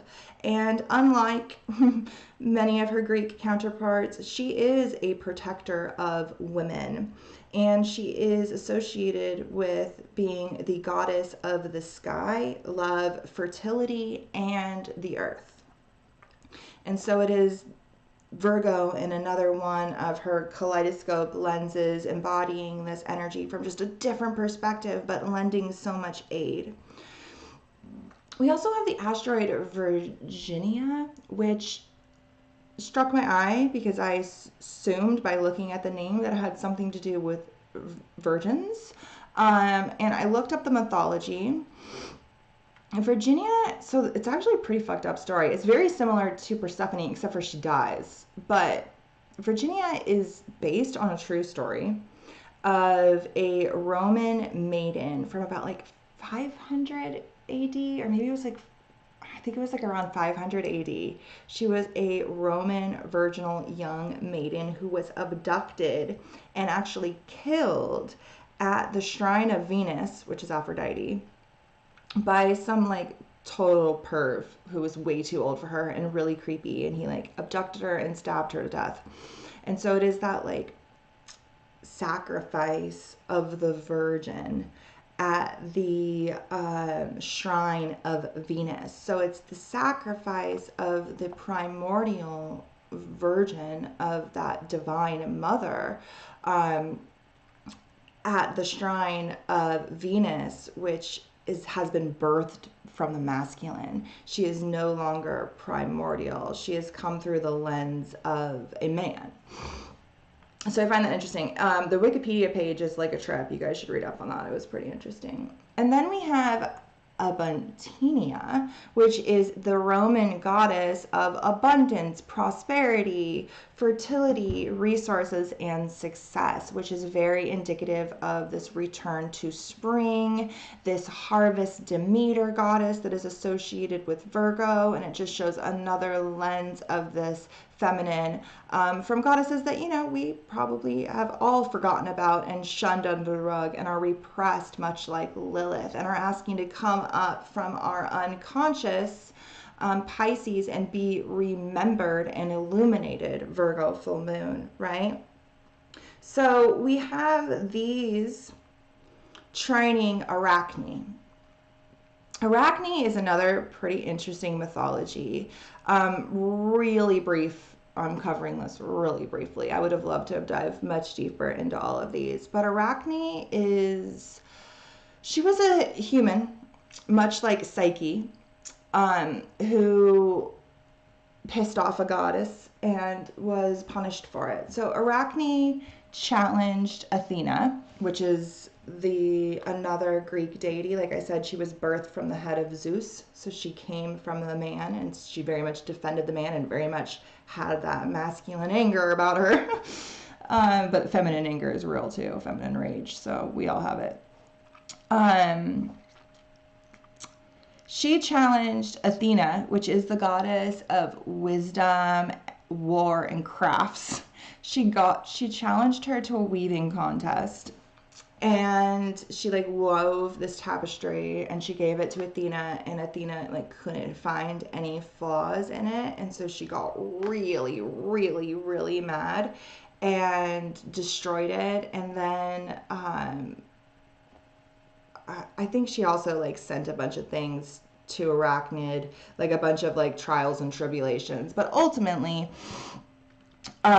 this woman, Arachne, ended up hanging herself, and then she turned into a spider. And so she is associated with weaving and webs. And so I find it interesting that we are being asked to like weave these fractalized aspects of this divine earth mother back together. And this weaver is here to do that. Ultimately, Virgo is the weaver. She's ultimately ruled by Mercury, the alchemist, here to weave it all together. She sits opposite the whole. She's got this whole cosmic spindle of thread, and ultimately she's here to weave it into physicality, into tangibility, into our reality. I think there was something I wanted to say there, but I forgot. Okay, so the weaver, weaving it in.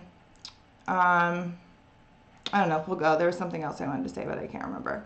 Okay, so in addition to this feminine earth trine, asking us to integrate all of these archetypes, weave them together, remember a time before just Aphrodite and Venus and the moon, right? We also have a water grand trine. So this is making a feminine grand sextile, where all of these points are working together to lend aid to this grand cross, that this mutable grand cross that is ultimately seeking balance and integration in the middle, within our body, within our mind, within our planet Earth here in the middle, right? And so these are lending aid. We have our South Node, our karmic past, everything we know, everything we as a collective has obtained in the past is coming through the depths of our psyche in Scorpio, deep and penetrating deep into its core. That's trining Alice. Like I said, we are literally in Wonderland. Alice is then trining the fucking illusion, the fantasy, Wonderland itself, which is Pisces. We are living in the dream, and we are the lucid. We are Alice, lucid and slowly awakening from the dream. I wrote here, Alice is the dreamer who's awakening. She's lucid, or she's lost in the illusion, because these are working together. It's just a matter of, are we working together to pierce through the unseen, through the mystery, to the mysteries of our very existence, all ruled by Scorpio, like occult, esoteric truths that are projected by our own like unconscious and also through others. Are we working to see through the illusion, or have we been consumed by it? You know what I mean? A type of a thing. But Alice is working as one. And then we have that trining this Pisces stellium, Artemis, which is the goddess of the moon, the goddess of the hunt. When I talked earlier about the primordial goddess Pisces and the earth goddess Virgo birthing the child in Aries, and then it having a partner, being a twin or a lover. Artemis is the twin brother to Apollo. She is that lunar energy, that feminine energy, and she is aligning here with the sun. So she is infusing her brother Apollo, which I probably should have looked to see where Apollo was. He didn't fall in any of these degrees, or I would have seen him. But again, that lunar consciousness is there. And Artemis is associated with virgins as well. She is chaste and devoted only to the goddess and the earth and the hunt and her maidens and her other women who are devoted to purity, I guess would be a way to say it, which is represented by this utopian idea, which is ultimately illusionary in nature, which is why it's sitting in Pisces, the realm of illusion and fantasy, but is ultimately what many things stem from, is somebody's idea of what is a utopian perfect society. This Virgo moon is asking us to release a lot of things, and one of those is this concept of perfectionism. Perfectionism leads to very dystopian, utopian futures of false perfection and false harmony and false utopia, where we lose ourselves in the process. And so in order to not be fed into, obviously a technological utopian society is where we're headed. Utopian society is where we're headed. What this chart is begging us to do is integrate the feminine. It's literally begging us to do this. So we have here a grand feminine sextile between all the earth elements, all the water elements. All of these asteroids are within 3 degrees. They are all perfectly conjunct. And then I thought to myself, okay, well, what falls in these other ones? What falls in the masculine signs? What falls in, what will help me continue to connect and merge this other part of this grand mutable cross? So I removed this stuff just to make it a little bit easier to see the stuff here in the middle. And we're just going to project out to these other points, these masculine points. So hopefully this makes sense, okay? So when we project out a little bit more, we see that we have a lot more feminine archetypes coming through, but then we also have these masculine triggers, and a lot of them are coming from advancements created from the masculine mind and their manifestations in physicality. So we'll get there in a second, but really quick, I want to just kind of point out a couple things. We're not going to dive too far into any of these archetypes, but we have the asteroid Atlantis conjunct the galactic center and also aligning with Medusa, which is an archetype we've talked about so much. She was one of the women who should have been defended. She should have been defended by Athena, who she was a priestess of. She was a devotee of Athena. But rather than be protected after being raped in her temple by Poseidon, Neptune, which is also sextile this, she was shunned, turned into a Medusa, and sent to a cave, much like Lilith, pushed under the rug. A lot of this stems from our fall into consciousness. Our development of the masculine mind needed to occur. The development of the feminine mind needed to occur. This accepting of these cycles of evolution is also another thing that Virgo really needs to align with during this moon, is accepting that the illusion of imperfection is the route to evolution, to actual perfection, I guess. But perfection is very rarely obtained. And if it is, it's only brief before we then move on to something else, because energy is always transforming. And when we have our equinox here in just a couple of days, that is that brief moment of balance, of equilibrium, of perfection. We can harness it, we can align with it, but it's fleeting. We can't hold on to it right now in the realm that we live in.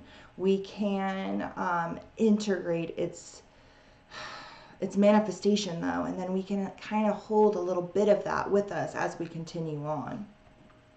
So this is part of a grand fire trine with Odysseus, which is that masculine hero who's on a quest ultimately back home to the feminine, to his wife, to his counterpart. And they ultimately meet at a tree at the Axis Mundi, which is representative here of the black hole, the galactic center opposite the pole star. We talked so much about this in previous videos, that polar axis, that axis mundi between our pole star, the center of our galaxy, that's ultimately the pole of our galaxy and the pole of Earth, and our polar axis, our spinal column, our kundalini, our alignment, our inner pillar, that middle path, right?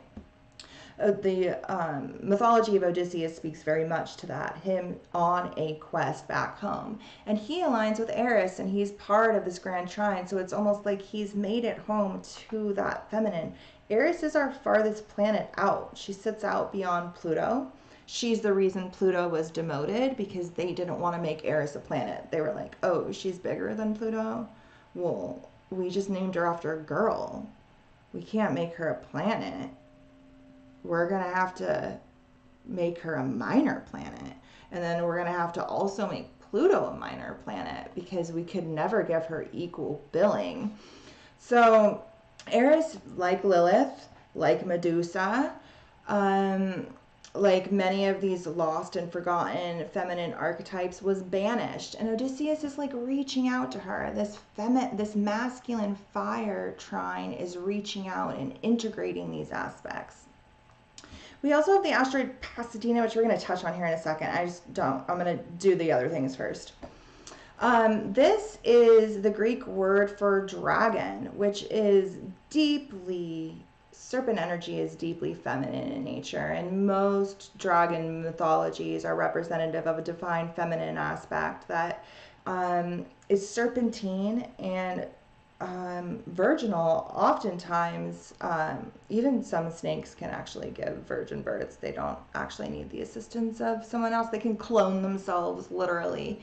And so this has that like deep primordial dragon archetype. Circe is another divine feminine archetype associated with magic and witchcraft and the manipulating of these unseen forces, which is representative by Pisces, this magical unseen force, and then bringing it into physicality and manifesting it into our reality. Witches do that, and Circe is a representative of that. We also have the Hopi asteroid here at 28 degrees, part of this fire trine. These are those native cultures that never forgot. You know, they evolved in tandem with Western culture, yet stayed so plugged in and connected to this Earth Mother that many of us are coming back home to. They never left her. They always remembered that this mother that we are all on top of, without her we have nothing. And this moon is really asking us to embrace our physical reality and look at it as divine. I have a thing that I wrote here. What did I write? My body and my mind are both divine. My body and my mind are both divine. But I'd add that my body, my mind, and this whole reality, everything we see, is divine in nature and a reflection of the primordial essence that is everything. Okay, so this is our grand fire trine. We then have a grand air trine, which is bringing in a couple of other points. We have Lilith and the pole star. We're going to touch on this here in a second. It's like a side note. We have Lilith, which we've talked about, the pole star, trine, the Sphinx. So this is a riddle. This is part of the riddle that we're trying to weave together here, is this like greater picture, right? And it's aligned with Astraea, which is literally another manifestation of Virgo. Astraea is that last goddess who left after the golden age. Astraea was almost what they named Uranus. When they discovered Uranus, the ruler of Aquarius, where Astraea is now, they almost named it Astraea. And if they would have, you know what, our astrology, our planetary archetypes would be so much more balanced. We should have done this. The Sphinx knows we should have done this. The Sphinx wants us to see our error, our masculine mind, egoic error that didn't want to give these very powerful feminine archetypes equal footing, because the light knows it's a blip on the radar in comparison to this primordial energy that even gives it its chance to exist. And so it's a matter of like humbling our minds to that which is beyond. Much of our existence is mental, but it is not everything. Everything is not of the mind. There is much more beyond what our forefront of our consciousness can understand, which is very much what is representative by the air signs. So this is also trining the asteroid Flora, which Flora, I know you'll like this. We have a Patreon member named Flora. I'll have to make sure I send her this video so she knows. this is the goddess of flowers and fertility and spring and plants and all that is Virgo and all that is spring and this birth of nature. I'm just looking to see if I wrote anything else here. No. So this is all asking to be integrated. When you bring these all together, I don't have a chart that brings it all together, but I'm just going to show you here.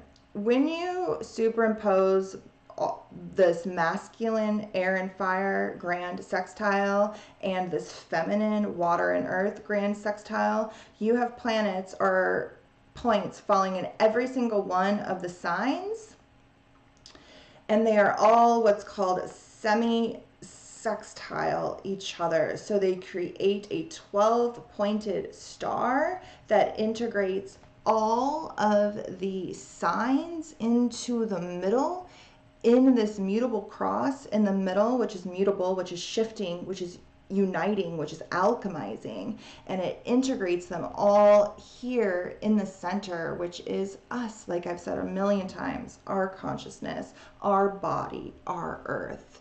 And so they all are united. These are all working together. If we didn't pull all of these points together, there would be some conflict and tension.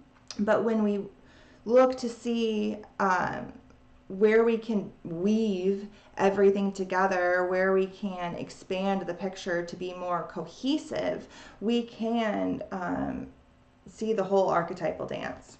Okay, so really quick, I want to also just kind of point out that we also had that square. Remember, that made the cross for our little sulfur glyph.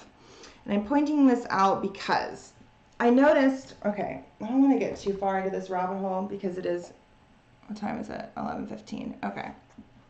So I have an asteroid software that runs a big, long asteroid list, and I can track all the degrees. And I can find these pretty easily. I mean, not super easily, but somewhat easily. And I noticed that we had some pretty interesting asteroids in play here. First, I noticed the Ukrainia is conjunct Lilith, that which is repressed and hidden, and also the pole star, that which is everybody's eyes are freaking on it right now.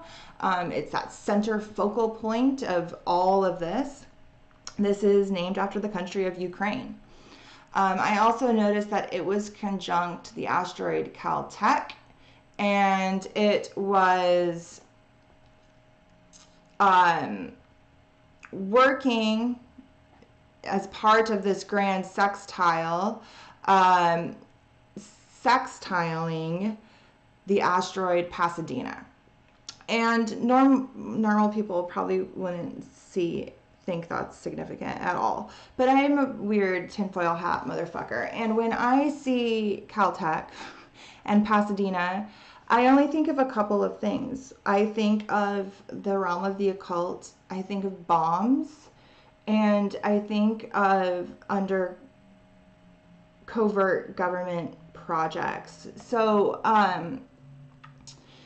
Pasadena is, I don't know if you guys are aware of this, but Pasadena here in California, which is where the University of Caltech is a hotbed for the occult, particularly Crowley's OTO, and his, do as thou wilt occult doctrine. Pasadena also has a lot of like theosophists and things like that. Like, it's just full of occult lodges. And Caltech, which is a college in that area, is also very strongly connected to famous occultists and government projects, including the Manhattan Project. So when I saw that Pasadena, and we're going to touch on what the Manhattan Project is here in a second. If you guys are like, what the fuck is she talking about? Just give me a second. I want to finish on this slide. So when I saw Pasadena and Caltech on top of Ukraine, I was interested to see where a couple other points were. One, I wanted to see where Crowley was, the asteroid Crowley, because I know there's an asteroid named after Aleister Crowley. And he actually falls here at 8 degrees. So he is, remember when I said earlier, we have that weird trigger, that tension, that conflict, that irritation, that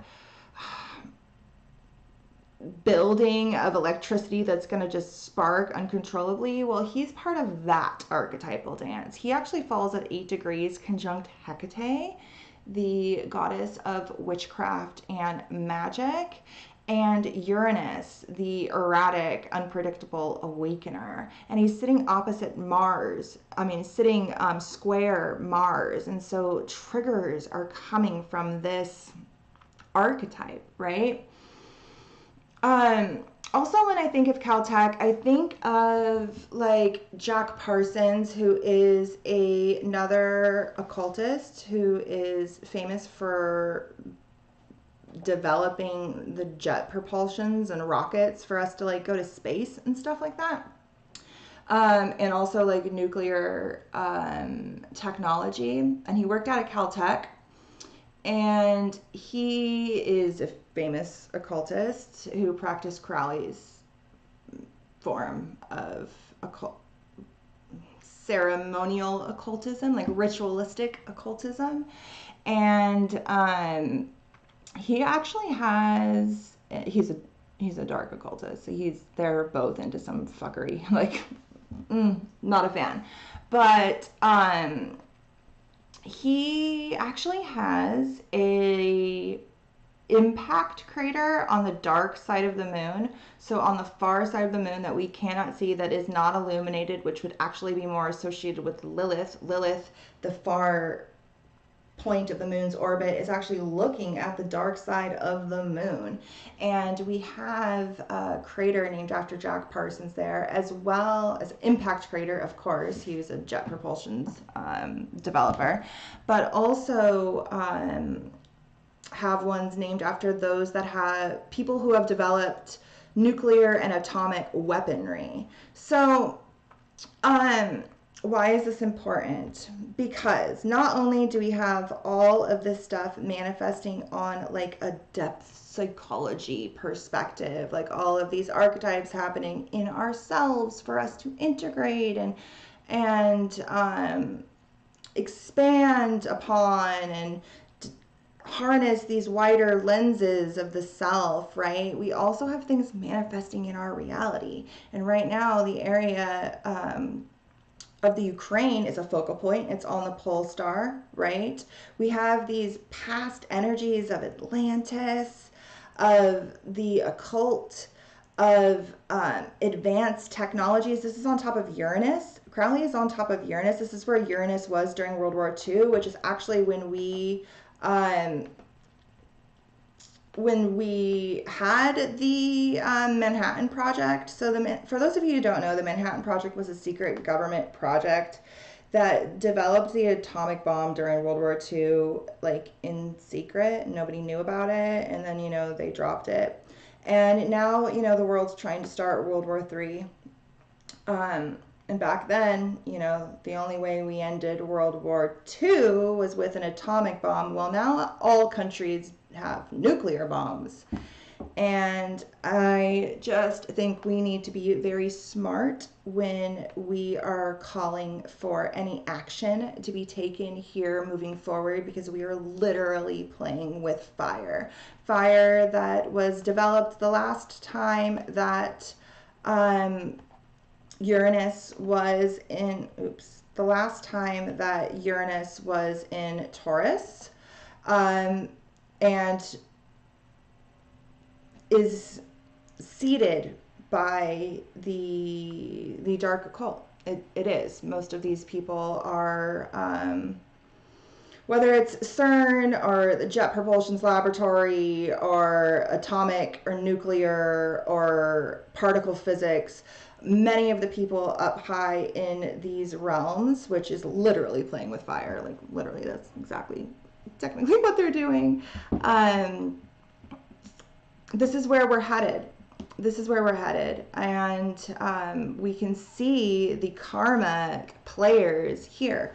I'm again a firm believer of as above, so below. These things have been named in our as above. Jack Parsons and other people responsible for creating giant weapons of mass destruction have craters on the moon named after them. The moon has melded with those archetypes. They are there. We have to address them. I talk about Elon Musk having Starlink in the sky. That is an inorganic technological constellation that is up there that we have to address. AI is not going anywhere. It's fucking here. We have to address it. Rudolf Steiner talks about having to face Ahriman head on. We are in that right now. We are turning a corner here, and it is going to get very dark. And right now is where our mind and our body and our spiritual reality and our physical reality are all being illuminated and asking us to find some sort of semblance of center, because our reality is, it's intense, guys. It's intense. But I find it interesting that Caltech is conjunct Ukraine right now, enshrining Pasadena, considering they are responsible for much assistance when it came to the development of both the atomic bomb and the Manhattan Project, and also like jet propulsions, so that helps us to go to space, which is another thing that I think this inevitable war, I don't think humanity will get out of another war. It's been set in stone. But this one is definitely going to be, hold on. The last time that Uranus was in Taurus was World War II. That is when a lot of the technologies that we have seen come full freaking circle were starting to be created, whether that's space travel. The Nazis were very focused on space travel, and as were we, and Russia afterwards, when we got all the Nazi scientists from Project Paperclip.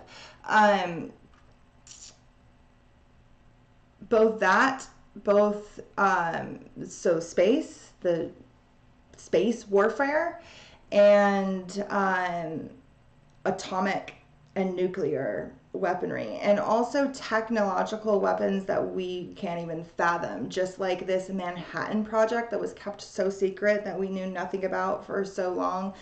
Trust and believe there are more secret, Lilith is helping hiding things here as well, more secret covert government programs that are under the veil of secrecy, that once this can of worms that a huge faction of our collective is begging to happen right now happens, we don't even know what this is going to be like. And so I guess this is just a word of caution to not advocate for things that we can't even grasp the scope of right now. Like I said in a previous video, we're in a new spell. You know, one spell is kind of ending and another one is starting. And if you remember when our first COVID spell first popped off, we didn't really know. When it first started, I thought they released a chemical weapon, and I mean like a biological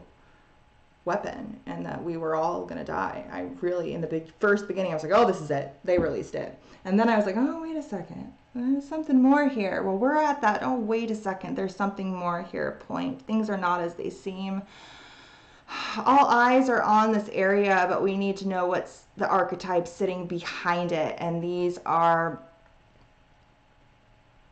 the military-industrial complex and their vast plethora of mad scientists ready to create death and destruction itself. The creator of the atomic bomb, he's said to have, he has some quote I'm gonna butcher, but he was also very interested in the occult and Eastern traditions, particularly the Bhagavad Gita and Hindu mythology, and the deity of Shiva in particularly. But he is quoted as saying something as I have become death itself, I released death itself. And that was the atomic bomb in World War II that completely obliterated Japan. And now everybody has nukes. So I wouldn't be so quick to advocate for any sort of conflict. And I'm done with my 2 cents. Okay. All right, guys. I pulled some cards, so let's end on a better note than death and destruction. Okay. All right. Hopefully that all made sense. I know I went like a million places, but you know, welcome to my mind. All right. So I pulled a couple of cards. I was like, all right, you know, I always throw so many archetypes at these people. What do we need to lean in most? So first I used my dice that I need to use more. I've been using these for sessions and they've been freakishly accurate. So we're going to use them more.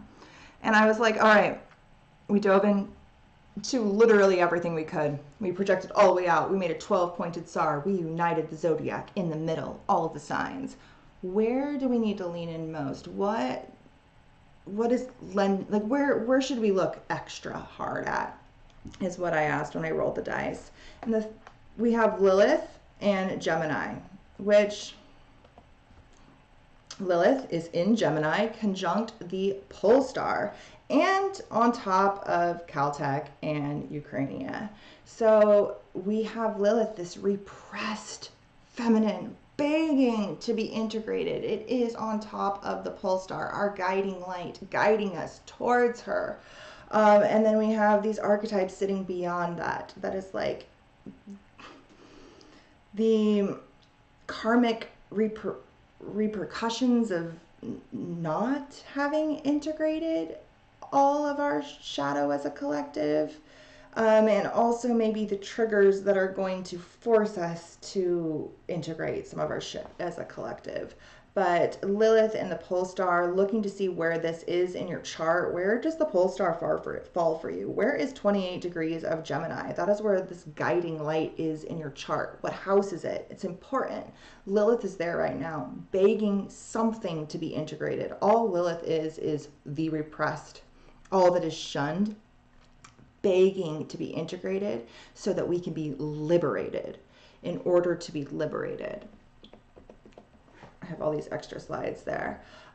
This is a wand. I know it doesn't really look like a wand, but it's supposed to be a wand. And this is the symbol for light. And so this is reminding us that all of this work that we're doing right now is ultimately for this rebirth of light that is occurring in the spring, and the manifestation and the creative spark that it brings with it. Mars also speaks to Aries. It speaks to this spark. It speaks to this spark of life in spring, this action that is being taken, these new seeds that are being planted. Lilith and Gemini sits opposite the galactic center in Sagittarius. This is that axis mundi. This is that pole star. I mean, that polar axis that we can always find and help us balance. This sits square the moon, the polarization of the moon. The sun opposite the moon in Pisces and Virgo. And then we have the rest of the mutable cross created with Gemini and Sagittarius, which aligns with the axis mundi. It aligns with the galactic center, the pole star, that center column. And so if you are off kilter, if you're seeking balance, this is where the triggers are coming that can help you find it. But you'll have to do some integration. Lilith will force you to. So let's read some of these cards. I pulled an archetype card, and the card that came out was the empty room.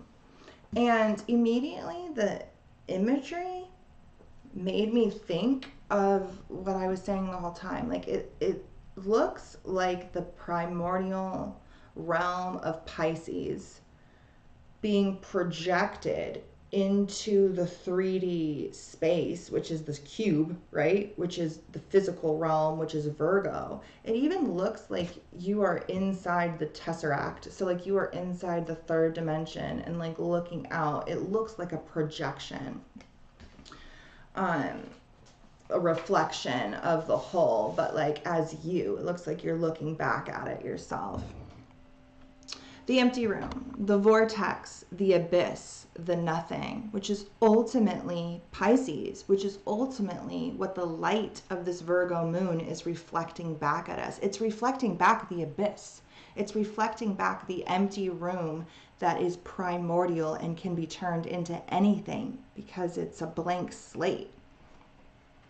So the empty room haunts us all. It is the universal and all too frequent feeling of lack, of wanting, of craving to fill ourselves with something, anything. We too often attempt to remedy the discomfort of the empty room by any means necessary, leading us to a culture of more. Ironically, the empty room is filled to the brim with potential, yet we perceive it as not enough.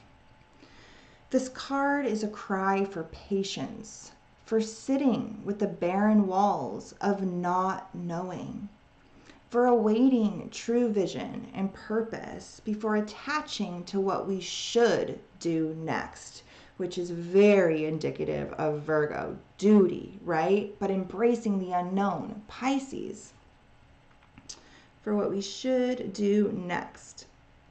I'm going to read that sentence again. This card is a cry for patience, for sitting within the barren walls of not knowing, for awaiting true vision and purpose before attaching to what we should do next to save our outward appearance. Be with the nothingness. Be with the impatience. The empty room has immense power, yet others wonder what you're doing. Let others wonder what you're doing. If you can settle into the magic of emptiness, you will soon hear its whispers of wisdom. When this archetype is evolved, it is spaciousness, potentiality, and possibility. But when it's in its lower archetype, it can be addiction, instability, which is very indicative of Pisces.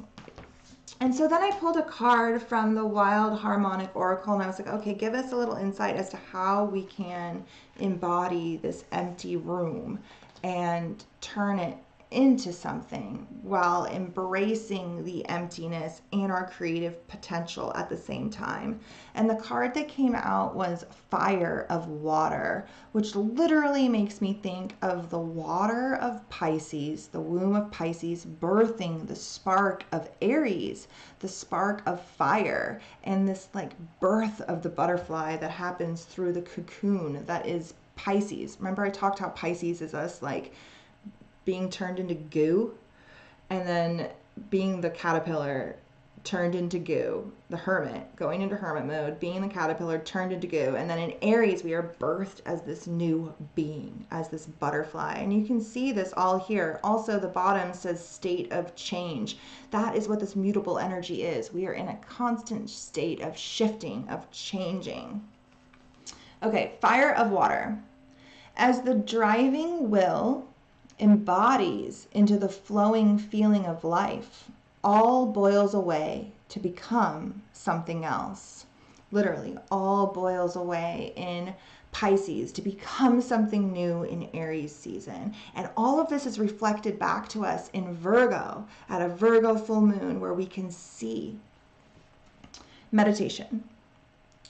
Inner context shifts, perspective changes, and new capabilities and situational flexibility are realized. Whether I shift up, down, left, right, or otherwise, I will find that my situation and options have changed, even when nothing else about a situation has. Becoming flexible in my states, knowing how to best use them, find them, and leave them, gives me greater responsibility. It says responsibility, like ability to respond. It has like a shift, like a dash in there. Water that is set on fire becomes something else entirely. That literally speaks so much to being birthed from Pisces into Aries. That is water being set on fire and becoming something entirely different. Water that is set on fire becomes something else entirely. Up out of the cauldron, I bubble and rise when the conditions are right, and from here I can make adjustments. I could not when I was stuck in one form. Each state is an energetic state. Yeah, each state is an energetic state, a reference point for how things are. I collect them, learn from them, and use them with skill and grace. Inquiry. How can I shift myself in order to be more able to benefit the situation? That's Virgo. Virgo wants to be useful. Virgo wants to be of service. Virgo wants to lend assistance to the situation. It's also mutable and constantly shifting. So a key question that we can ask ourselves during this Virgo moon is, how can I shift myself in order to be more able to benefit the situation, like this whole situation that we refer to as reality, that is a reflection of this primordial essence. How can I shift in order to benefit it, in order to be of service? All right, guys, that's all I got for you. Hope you have a great night. My hair looks so crazy. We meet, okay, yeah, so we're going to be meeting on, there's so much stuff on my desk, you guys. Give me a second. I need this calendar. Oh my god, I have so many books. You just have no idea what it looks like over there. Oh my goodness gracious. Okay. We are meeting on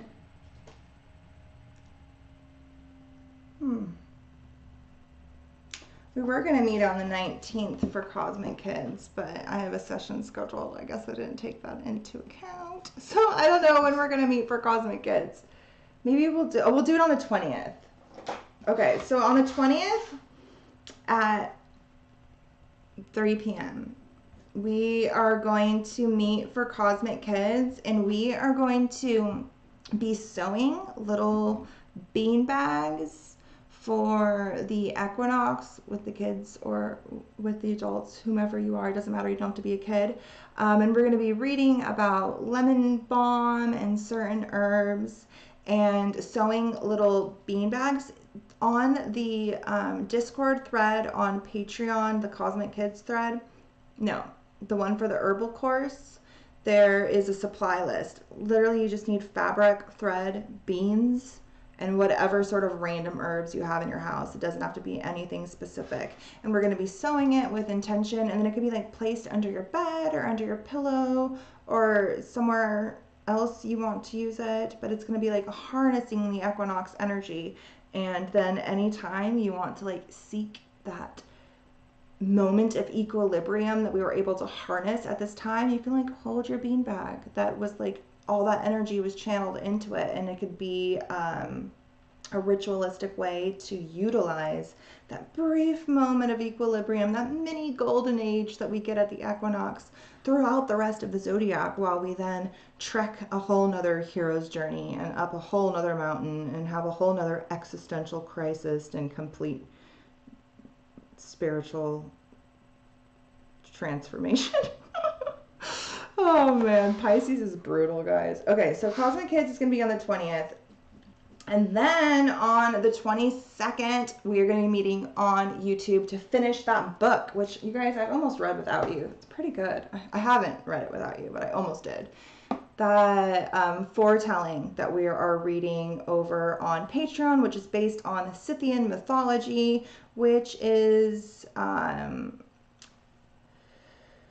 original to the area surrounding the Black Sea, which is now Ukraine and Russia, in the area that is the focal point. And so we're diving into that area. And I picked this book before anything popped off in that area of the world, like just intuitively. I've been wanting to read this book for Pisces season forever. I didn't know we were going to be doing this during Pisces season, but I guess a part of me maybe knew, I don't know.